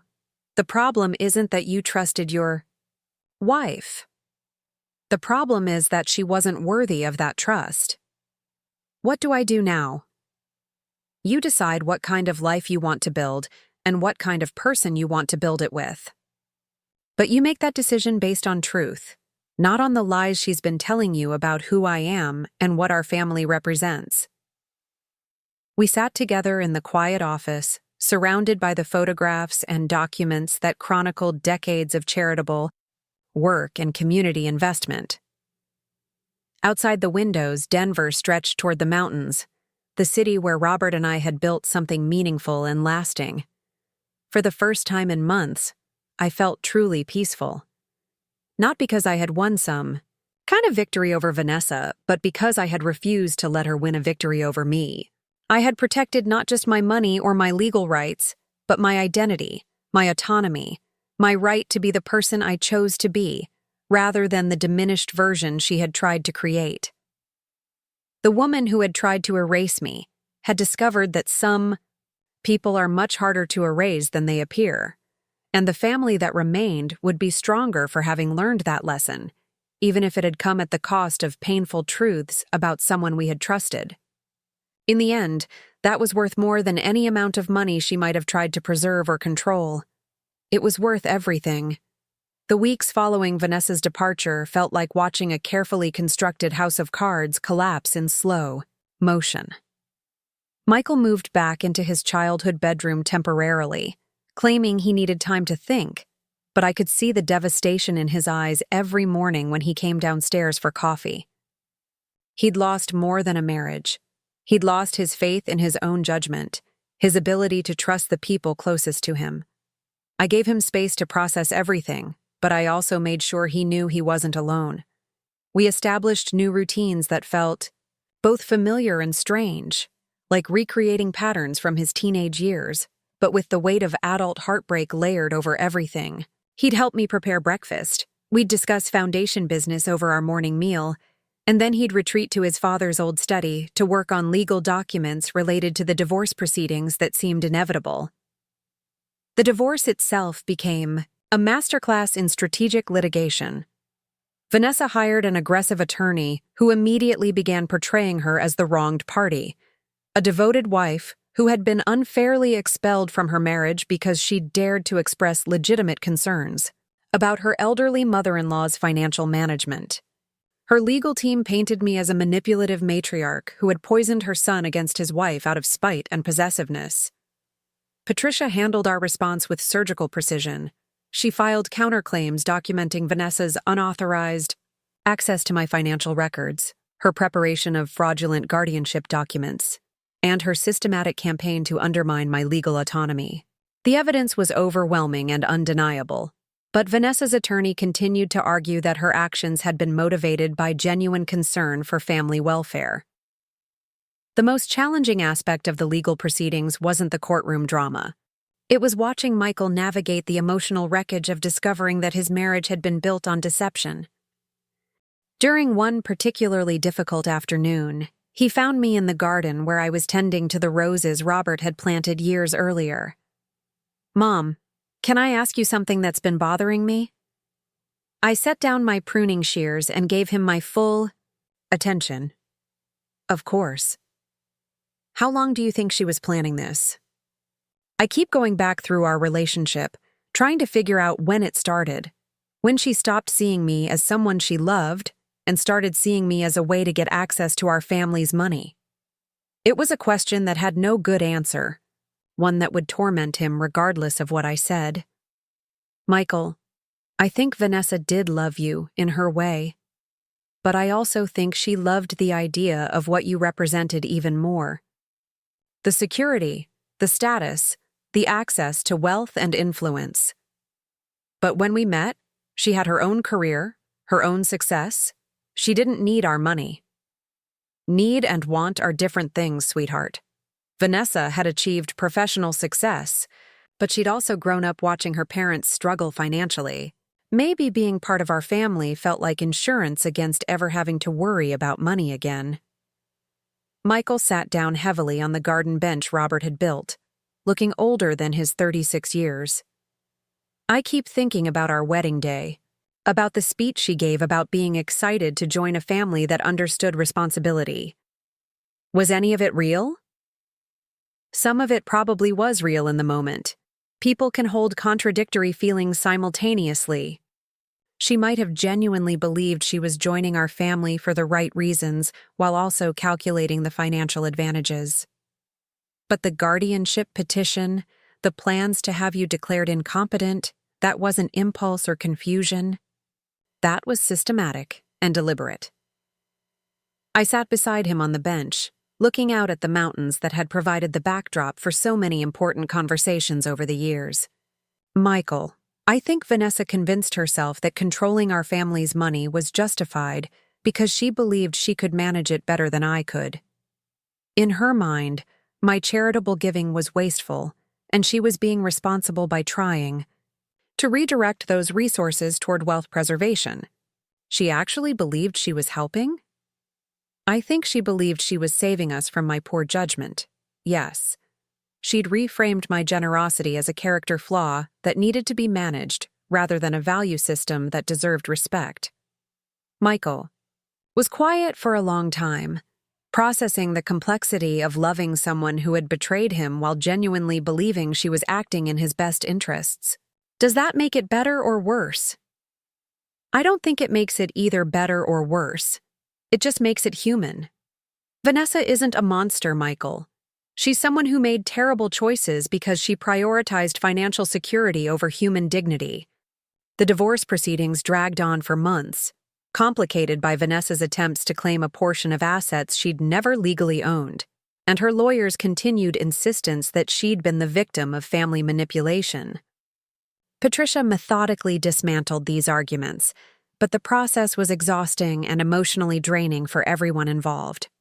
During this period, I made a decision that surprised even myself. I reached out to Dr. Rodriguez at the Riverside Community Health Center and asked if I could schedule a meeting with him. Not as a patient, but as someone interested in discussing the clinic's needs and challenges. Dr. Rodriguez seemed puzzled but agreed to meet during his lunch break the following week. I arrived at the clinic on a busy Thursday afternoon and waited, in the same plastic chairs where Vanessa had deposited me months earlier. This time, however, I wasn't there as someone who needed charity care. I was there as someone who might be able to provide it. "Mrs. Harrison," Dr. Rodriguez said, greeting me in the small conference room adjacent to the clinic's administrative offices. "I have to admit, I'm curious about the purpose of this meeting. Doctor, when I was here before, you mentioned that you'd chosen community medicine because you wanted to provide care for people who really needed advocates in the healthcare system." "That's right. It's challenging work, but it's meaningful." "What are the biggest challenges you face here?" Dr. Rodriguez leaned back in his chair, clearly not expecting the question, but warming to the topic. "Funding, primarily. We're chronically understaffed because we can't compete with private practice salaries. Our equipment is outdated because we can't afford regular upgrades. And we have to turn away patients for specialized care because we don't have the resources to provide comprehensive services." "If funding weren't an issue, what would you do differently?" "Well, theoretically, I'd hire more physicians so we could see patients without 3-hour wait times. I'd invest in modern diagnostic equipment so we could provide better preventive care. I'd establish partnerships with specialists who could see our patients regardless of their ability to pay." I pulled a folder from my purse and set it on the table between us. "Doctor, my family foundation has been looking for ways to improve healthcare access in underserved communities. What you've described sounds exactly like the kind of project we'd be interested in supporting." Dr. Rodriguez opened the folder and found a detailed proposal that Patricia had helped me prepare, outlining a comprehensive funding plan for clinic expansion and improvement. The numbers were substantial enough to transform the facility entirely, while ensuring long-term sustainability. "Mrs. Harrison, this is extraordinary. But I have to ask, why here? Why this clinic specifically?" I smiled, remembering the kindness he'd shown me during that humiliating visit months earlier, the way he'd treated me with dignity even when my accompanying family member had spoken about me like I was incompetent. "Because I've seen the quality of care you provide under difficult circumstances, and I believe in supporting physicians who choose service over profit." "You're serious about this?" "Completely serious. The Foundation's board will need to review the proposal, but I can tell you that healthcare access has always been one of our primary funding priorities." Dr. Rodriguez stared at the documents, then looked up at me with an expression of dawning recognition. "Mrs. Harrison, the last time you were here, you asked me about my work, about whether I found it fulfilling. Was this already on your mind then?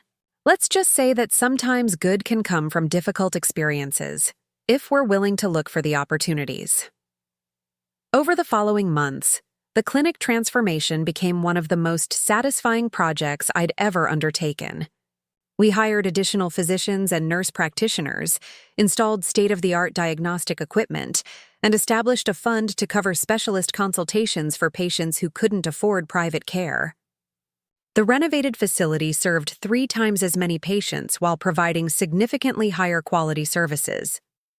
Dr. Rodriguez sent me regular updates on the clinic's progress, along with stories about patients whose lives had been changed by access to comprehensive health care. Reading those reports became a weekly reminder that my money was being used exactly as Robert and I had always intended, to create meaningful, positive change in people's lives. The irony wasn't lost on me that Vanessa's attempt to humiliate me by taking me to a free clinic had ultimately led to one of our foundation's most impactful projects. Her effort to demonstrate my reduced circumstances had instead highlighted a community need that our family was uniquely positioned to address. But the most significant development during this period wasn't related to charitable work or legal proceedings.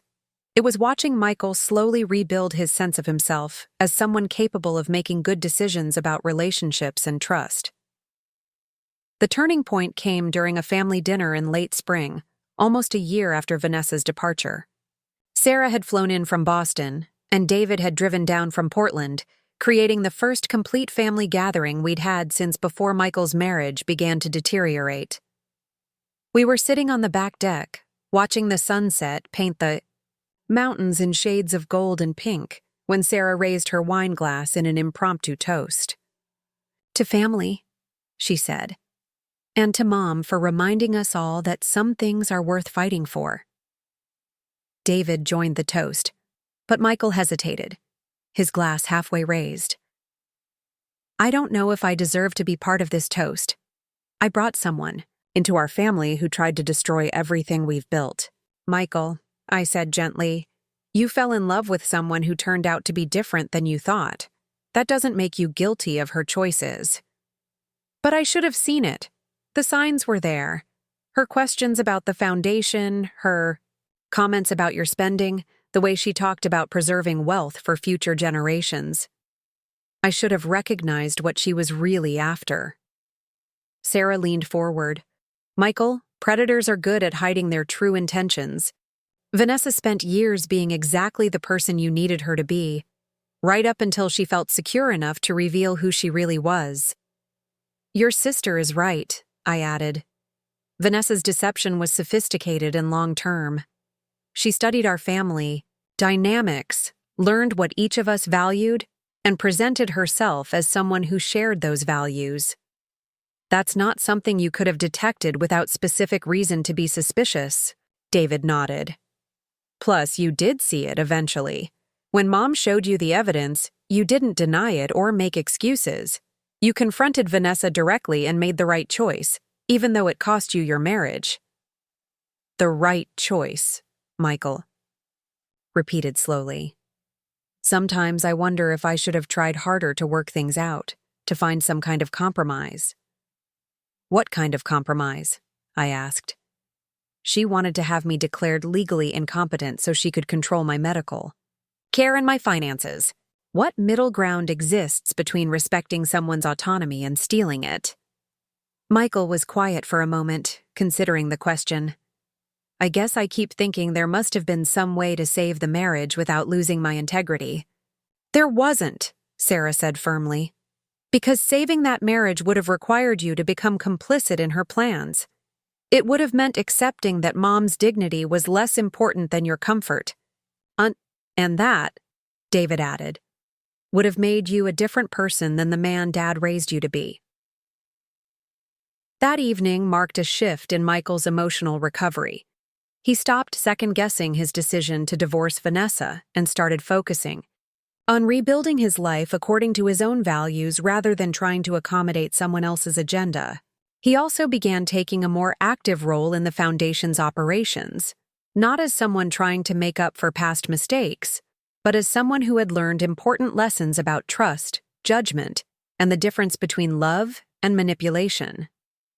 One afternoon in early summer, Michael and I were reviewing grant applications in the foundation office when he looked up from a proposal for arts education programming and asked a question that had clearly been on his mind for a while.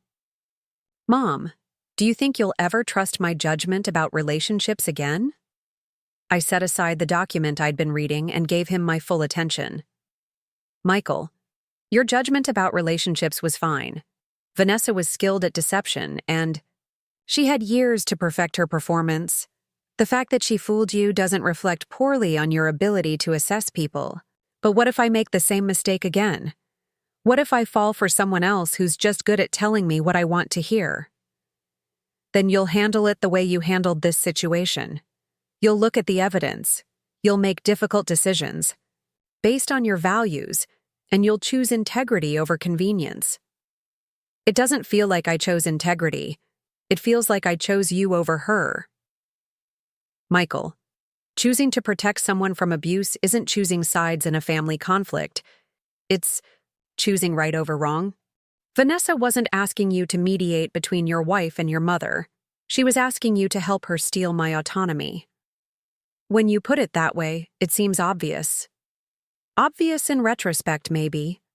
But while you were living it, she was presenting her actions as reasonable financial planning and responsible family management. She was good at making exploitation sound like protection. Michael nodded slowly. I think that's what bothers me most. Not that she lied to me, but that she was so good at making her lies sound reasonable. That's what makes her dangerous, and it's also what makes your recognition of the truth so important. You saw through sophisticated manipulation and chose to act on what you discovered. Do you think she knew how much damage she was doing? To our marriage, to our family, to her own future? I considered the question carefully. I think Vanessa was so focused on what she saw as the prize, control of our family's wealth, that she didn't fully consider the cost of pursuing it. She probably believed she could manage the family dynamics, that she could gradually gain influence without destroying relationships. But she underestimated how we'd react to discovering her plans. She underestimated a lot of things. She underestimated your integrity, your loyalty to family, and your ability to choose principle over personal comfort. She also underestimated my willingness to fight for my independence. Are you glad she's gone? It was a direct question that deserved an honest answer. I'm glad the threat is gone. I'm glad you're safe from someone who was using your love to manipulate you. I'm sad that you had to go through the pain of losing a marriage, but I'm not. Sad that you're no longer married to someone who saw our family as a financial opportunity rather than a human relationship. The divorce was finalized on a crisp October morning, almost exactly 2 years after Vanessa had taken me to the free clinic. The settlement was straightforward since Patricia had documented that Vanessa had no legitimate claim to any assets she hadn't brought into the marriage. She left Denver immediately after the final hearing, moving back to Portland where her family lived. Michael seemed relieved rather than devastated when he called to tell me the proceedings were complete. It's over, he said simply. She's gone, and I can start figuring out what comes next. How are you feeling? Lighter, actually. Like I can breathe again without worrying about what she's planning or what information she's gathering. For the first time in years, I feel like I can trust my own perceptions about people and situations. That evening, Michael and I sat in the same garden where we'd had so many difficult conversations over the past year. The roses were dormant for winter, and the mountains were dusted with early snow, but the setting felt peaceful rather than bleak. Mom, I want to ask you something, and I want you to be completely honest with me. Always. Do you think I'll be able to have a healthy relationship again? With someone who actually loves me, rather than what I represent? I looked at my son, seeing not the devastated man who had discovered his wife's betrayal, but the resilient person who had chosen integrity despite the personal cost. Michael, what you've been through hasn't made you damaged goods.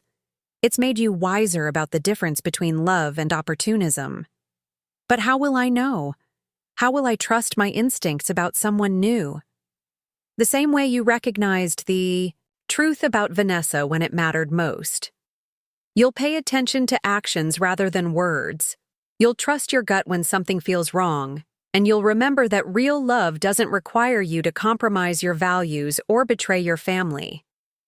What if I'm too suspicious now? What if I can't trust anyone because I'm always looking for hidden agendas? Then you'll take your time getting to know people before you make major commitments. You'll ask questions about values and motivations. You'll introduce potential partners to your family early enough to get outside perspectives. None of that makes you paranoid. It makes you careful.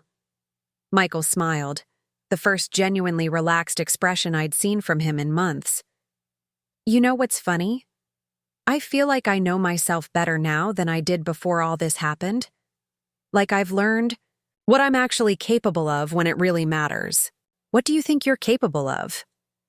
Choosing what's right even when it's painful. Standing up for the people I love even when it costs me something important. Recognizing the difference between someone who wants to be part of our family and someone who wants to own it. Those are valuable lessons, even if they came at a high price. Do you think Dad would be proud of how I handled everything? I thought about Robert, about his kindness and his strength, about the way he'd taught our children to value integrity over convenience. Michael, your father would be proud that you chose protecting your mother over preserving your comfort. He would be proud that you recognized manipulation and refused to be complicit in it. And he would be especially proud that you're using this experience to become a better man rather than a bitter one.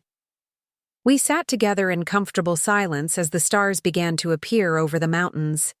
For the first time in over a year, the future felt open and hopeful, rather than clouded with anxiety about hidden agendas and secret plans.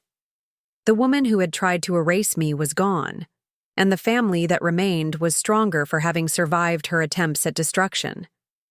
We had learned difficult lessons about trust and judgment, but we had also learned that some things, love and integrity and family loyalty, were worth fighting for regardless of the cost. Most importantly, I had learned that my own strength was far greater than I had realized. When someone had tried to reduce me to a manageable dependent, I had refused to accept their assessment of my worth. When they had tried to steal my autonomy, I had fought back with everything I had. I was still Opal Harrison, still the woman who had built something meaningful with her husband, still someone whose choices mattered and whose voice deserved to be heard. No one could take that away from me unless I let them, and I had decided long ago that I would never let them. The future stretched ahead, full of possibilities for continued philanthropy, for watching my children build lives they could be proud of, for using my resources and influence to create positive change in the world. Vanessa had tried to steal that future from me, but she had failed. And in failing, she had reminded me of something I had temporarily forgotten, that some battles are worth fighting, not because victory is guaranteed, but because the alternative is surrender of everything that makes life worth living. 3 years had passed since the final divorce decree, and I was standing in the lobby of the newly renovated Riverside Community Health Center, watching families receive the kind of comprehensive medical care that should be available to everyone, regardless of their financial circumstances. The facility bore little resemblance to the understaffed clinic where Vanessa had once deposited me like an unwanted burden. Now it hummed with efficient activity, staffed by physicians who chose to work there because they believed in the mission, rather than because they couldn't find better opportunities elsewhere. Dr. Rodriguez found me near the children's play area, where a group of toddlers were building towers with colorful blocks, while their parents filled out intake forms on tablets instead of clipboards with broken pens. The transformation was comprehensive, from the comfortable seating and natural lighting to the state-of-the-art diagnostic equipment that allowed the clinic to provide services that previously required expensive specialist referrals. "Mrs. Harrison," he said, extending his hand with the warm professionalism that had impressed me during our first encounter. "Thank you for coming to the dedication ceremony. I know the staff and patients would love to hear from you." I had been reluctant to speak publicly about the clinic project, preferring to let the work speak for itself, rather than drawing attention to my role in funding it. But Dr. Rodriguez had been persistent. arguing that seeing the foundation's leadership would inspire both staff and community members who benefited from the services. "Have the expansion plans been finalized?" I asked, as we walked toward the conference room where the ceremony would take place. "The architectural drawings are complete, and we've received city approval for the additional building. The mental health pavilion should be operational within 18 months, and the dental clinic will follow 6 months after that." The mental health component had been my particular focus during the planning process. Too many people, especially in underserved communities, struggled with depression, anxiety, and trauma without access to professional support. The clinic would provide counseling services, psychiatric consultations, and support groups, creating a comprehensive approach to community wellness. And the staffing for those services? We've already begun recruiting. The salary structure we're able to offer thanks to the Foundation's support is attracting exceptional candidates. People want to work here now, not just because they need jobs, but because they want to be part of something meaningful. The conference room was filled with clinic staff, board members, and community representatives. I recognized several faces from my original visit, including Carmen, the nurse who had processed my intake with such professional courtesy despite the awkward family dynamics she'd witnessed. Dr. Rodriguez introduced me to the gathering, sharing the story of how our foundation had become involved with the clinic and the transformative impact of sustained funding on community healthcare delivery. As he spoke, I thought about the circuitous path that had led to this moment, how Vanessa's attempt to humiliate me had ultimately resulted in improved medical care for thousands of people. When it was my turn to address the group, I stood before the assembled staff and community members with a sense of completion that had nothing to do with revenge and everything to do with purpose. "When my husband Robert and I first began our philanthropic work," I said, "we learned that the most effective giving isn't about writing checks to solve problems from a distance. It's about understanding communities, listening to the people who serve them, and providing resources that amplify existing strengths rather than imposing external solutions." I talked about Dr. Rodriguez's vision for comprehensive community healthcare, about the staff's commitment to treating every patient with dignity regardless of their circumstances, and about the ripple effects that occurred when people had access to medical care that addressed their needs holistically. "This clinic represents something my family has always believed in," I continued. "The idea that investing in human potential creates returns that can't be measured in financial terms. Every child who receives preventive care here, every adult who gets treatment for chronic conditions, every family that doesn't have to choose between medical bills and groceries represents a success that extends far beyond these walls." After the ceremony, I walked through the facility with Dr. Rodriguez, visiting each department and meeting staff members who shared stories about patients whose lives had been changed by access to quality healthcare. In the pediatric area, I met a nurse practitioner who specialized in developmental delays, helping children receive early intervention services that would dramatically improve their long-term outcomes. The pharmacy had been designed to provide medications at cost to patients who couldn't afford commercial pricing, while the laboratory could perform diagnostic tests that previously required expensive visits to hospital facilities. Most importantly, the entire operation was designed to be financially sustainable, ensuring that the services would continue long after my foundation's initial investment. "Mrs. Harrison," said Maria, the clinic's patient advocate, "I want you to know that people in this community talk about this place differently now. It used to be where you went when you had no other choice. Now it's where you go because you know you'll receive excellent care." That transformation, from charity care to chosen care, represented exactly what Robert and I had always hoped to achieve through our philanthropic work. We weren't interested in creating dependency or providing Band-Aid solutions. We wanted to build infrastructure that strengthened communities and gave people dignity along with assistance. As I prepared to leave, Dr. Rodriguez walked me to my car with an expression that suggested he had something important to discuss. "Mrs. Harrison, I hope this isn't inappropriate, but I've always wondered about your first visit here. The circumstances seemed unusual, and I've often thought there was more to the story than what appeared on the surface. I looked back at the clinic building, thinking about how to respond to his observation. Doctor, sometimes people make assumptions about others based on limited information. Sometimes those assumptions are wrong in ways that can be quite revealing. The woman who accompanied you that day, she seemed very concerned about costs and practical limitations. Yes, she was very focused on what she perceived as financial constraints. But there were no actual financial constraints? I smiled. Let's just say that the Foundation's support for this clinic represents a small fraction of our annual giving budget. My family has been fortunate enough to be in a position where healthcare costs are not a limiting factor in our medical decisions. Dr. Rodriguez nodded slowly, understanding dawning in his expression. So bringing you here was about something other than affordability.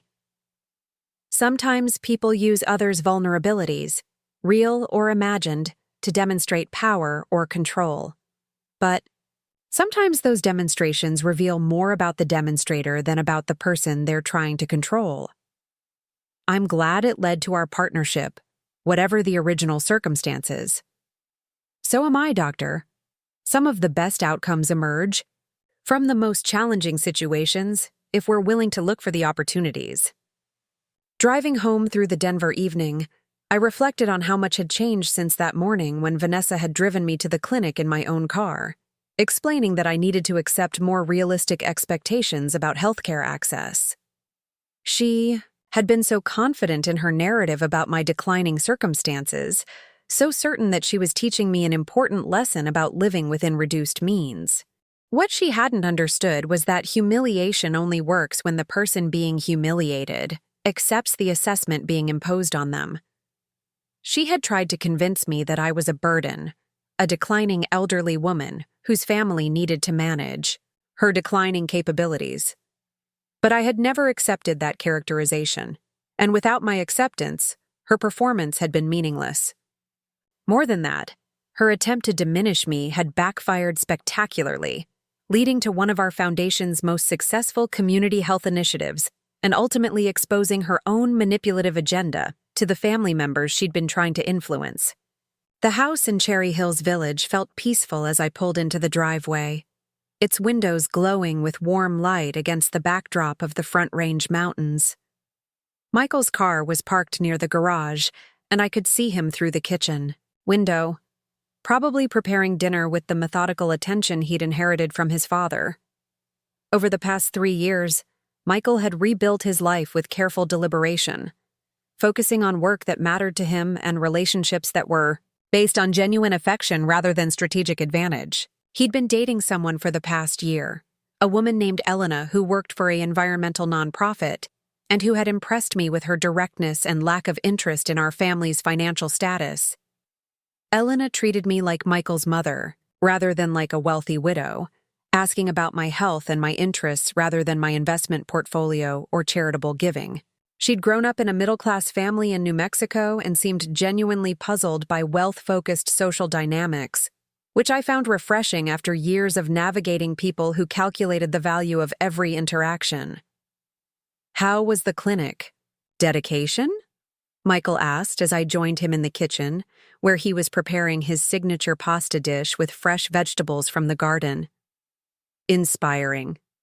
Dr. Rodriguez gave me a tour of the mental health wing construction, and the plans are even more comprehensive than I'd hoped.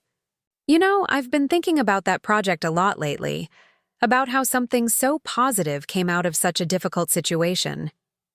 I poured myself a glass of wine and settled onto one of the kitchen stools where I'd had so many important conversations over the years. What specifically have you been thinking about?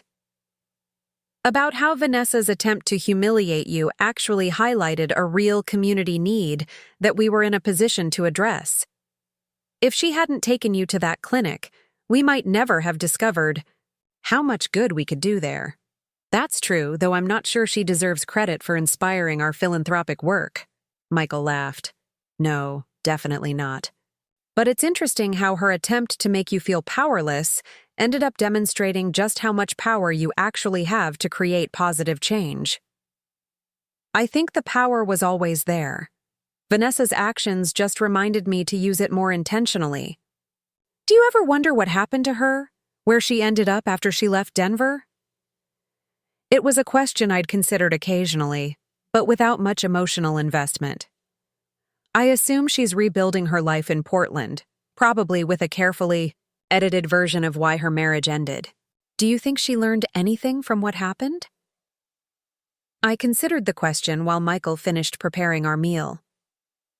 I think Vanessa learned that targeting the wrong person can have serious consequences. Whether she learned anything deeper about respect, integrity, or the difference between love and opportunism, I couldn't say. Sometimes I feel guilty about how completely I cut her out of my life. We were married for 3 years, and now it's like she never existed. Michael, you didn't cut her out because you stopped loving her. You cut her out because you discovered that the person you loved didn't actually exist. The woman you married was a performance designed to gain access to our family's resources. But what if some of it was real? What if she did love me, just not enough to prevent her from trying to exploit the situation? I set down my wine glass and looked at my son directly. Even if some of her feelings were genuine, her actions were unacceptable. Love doesn't justify attempting to steal someone's autonomy. Affection doesn't excuse fraud and manipulation. I know you're right. It's just hard to completely let go of someone who was such a big part of my life for so long. You don't have to let go of the good memories or the lessons you learned, but you do have to accept that the relationship was built on false premises and that ending it was the only ethical choice available to you. We ate dinner on the back deck, watching the alpenglow fade from the mountain peaks as the first stars appeared in the darkening sky. The conversation turned to lighter topics: Michael's work with the foundation, Elena's upcoming promotion, plans for Sarah's visit the following month. But as we cleared the dishes, Michael returned to the subject that had clearly been weighing on his mind. Mom, can I tell you something that I've never admitted to anyone? Of course. Sometimes I'm grateful that Vanessa showed her true character when she did. If she'd waited longer, if she'd been more patient about gradually gaining influence, she might have succeeded in having you declared incompetent. The thought had occurred to me as well, usually during quiet moments when I considered how different our lives might have been if Vanessa had been more strategic about her timeline. What made you think of that? Elena and I were talking about family dynamics, about how complicated wealth can make relationships. She asked if I'd ever worried about people being interested in me for the wrong reasons, and I realized that my experience with Vanessa actually made me more confident about Elena's motivations. How so? Because Elena has never asked about our financial situation, never shown interest in the foundation's operations, never made suggestions about how we should manage our resources. She treats our family's wealth like it's completely irrelevant to our relationship. And that feels different from how Vanessa approached those topics? Completely different. Vanessa was always aware of money, always calculating costs and benefits, always positioning herself as someone who could help optimize our financial decisions. Elena seems genuinely uninterested in anything beyond whether I'm happy and healthy. I smiled, thinking about the contrast between the two women and what it revealed about Michael's growth in understanding the difference between genuine and strategic affection. Michael, do you remember what your father used to say about money and relationships? That money reveals character rather than creating it. Exactly. Wealth doesn't make people greedy or manipulative, but it can reveal existing tendencies toward those behaviors. Vanessa's actions weren't caused by exposure to our family's money. They were enabled by it. And Elena's disinterest in our finances reflects her actual values rather than a different kind of strategy. That's my assessment, yes. Though ultimately, you're the one who needs to trust your own judgment about her character. Michael nodded thoughtfully. I do trust my judgment now, in a way I didn't before. Going through the situation with Vanessa taught me to pay attention to actions rather than words, to notice patterns rather than accepting explanations. Those are valuable skills in any relationship, romantic or otherwise. Do you think I'll always be suspicious of people's motivations? Because of what happened?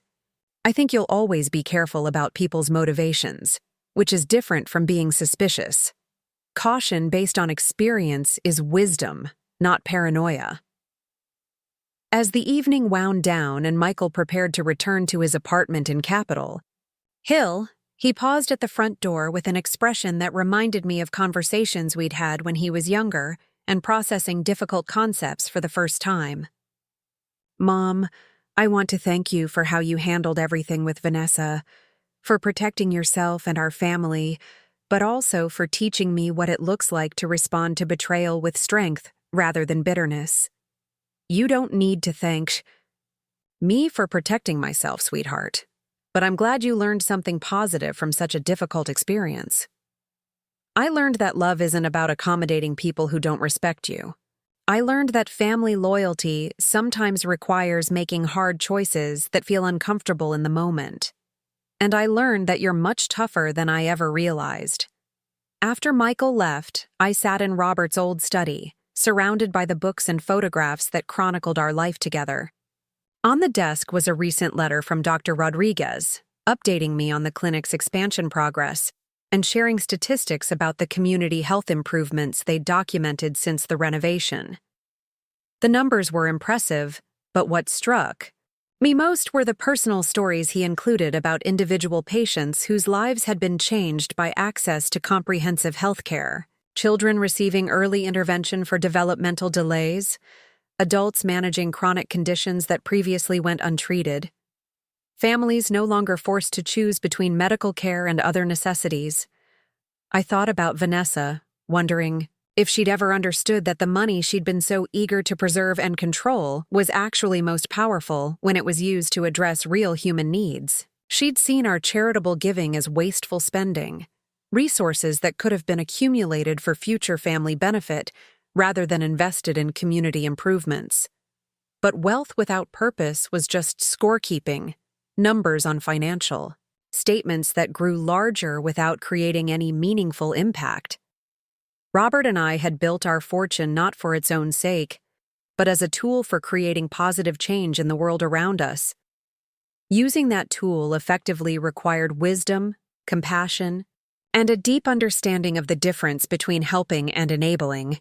Vanessa had possessed none of those qualities, which was why her attempt to control our family's resources would have been disastrous, even if she'd succeeded. She'd viewed money as an end rather than a means, security rather than opportunity, something to be hoarded rather than invested in human potential. Her failure to understand that fundamental difference had ultimately led to her downfall. She'd targeted someone whose strength came not from wealth itself, but from understanding how to use wealth purposefully. She'd tried to diminish someone whose power was rooted in values rather than assets. The phone rang, interrupting my reflections. Patricia's voice carried the satisfaction of someone delivering good news after a long struggle. "Opal, I wanted to let you know that the Bar Association completed their investigation into Vanessa's attorney's conduct during the divorce proceedings. They've censured him for knowingly filing frivolous claims and pursuing a legal strategy based on demonstrably false allegations." What does that mean practically? It means there's now a formal record of professional misconduct related to Vanessa's attempts to claim assets she had no legal right to pursue. If she ever tries something similar in the future, this precedent will make it much more difficult for her to find competent legal representation. And financially? She'll be responsible for covering your legal costs related to defending against the frivolous claims. The judgment is substantial enough to ensure she thinks carefully before attempting any similar actions in the future. After ending the call, I felt a sense of closure that had been building for months. Not because Vanessa had been punished, but because the legal system had recognized the validity of my position and created protections against future manipulation attempts. The evening light was fading as I walked through the house, turning off lights and checking that doors were secured for the night. In the kitchen, I paused at the window that looked out toward the mountains, remembering all the conversations Robert and I had shared at this same spot while planning our next business venture or discussing the foundation's priorities. He would have been proud of how I'd handled Vanessa's challenge, not because I'd defeated an adversary, but because I'd remained true to our shared values while protecting the work we'd built together. He would have appreciated the irony of the clinic project, the way something positive had emerged from someone's attempt to create something negative. Most of all, he would have been pleased to see Michael emerge from his difficult experience stronger and wiser, better equipped to build meaningful relationships based on mutual respect rather than financial advantage. The future stretched ahead, full of possibilities for continued philanthropic work, for watching my children build lives they could be proud of, for using our family's resources to create positive change in ways both large and small. The woman who had tried to steal that future from me was gone, her influence permanently eliminated from our family's dynamics. I was still Opal Harrison, still the woman who had built something meaningful with her husband, still someone whose choices mattered and whose voice deserved to be heard. The clinic project would be my legacy just as much as the medical center that bore our family's name, proof that true power came from understanding how to use resources wisely rather than simply accumulating them. And somewhere in Denver, families were receiving health care they couldn't have afforded otherwise. Children were getting early intervention services that would change their entire life trajectories, and community members were accessing mental health support that addressed problems before they became crises. That was worth more than any amount of money Vanessa might have tried to preserve or control. It was worth everything. Up next, you've got 2 more standout stories right on your screen. If this one hit the mark, you won't want to pass these up. Just click and check them out.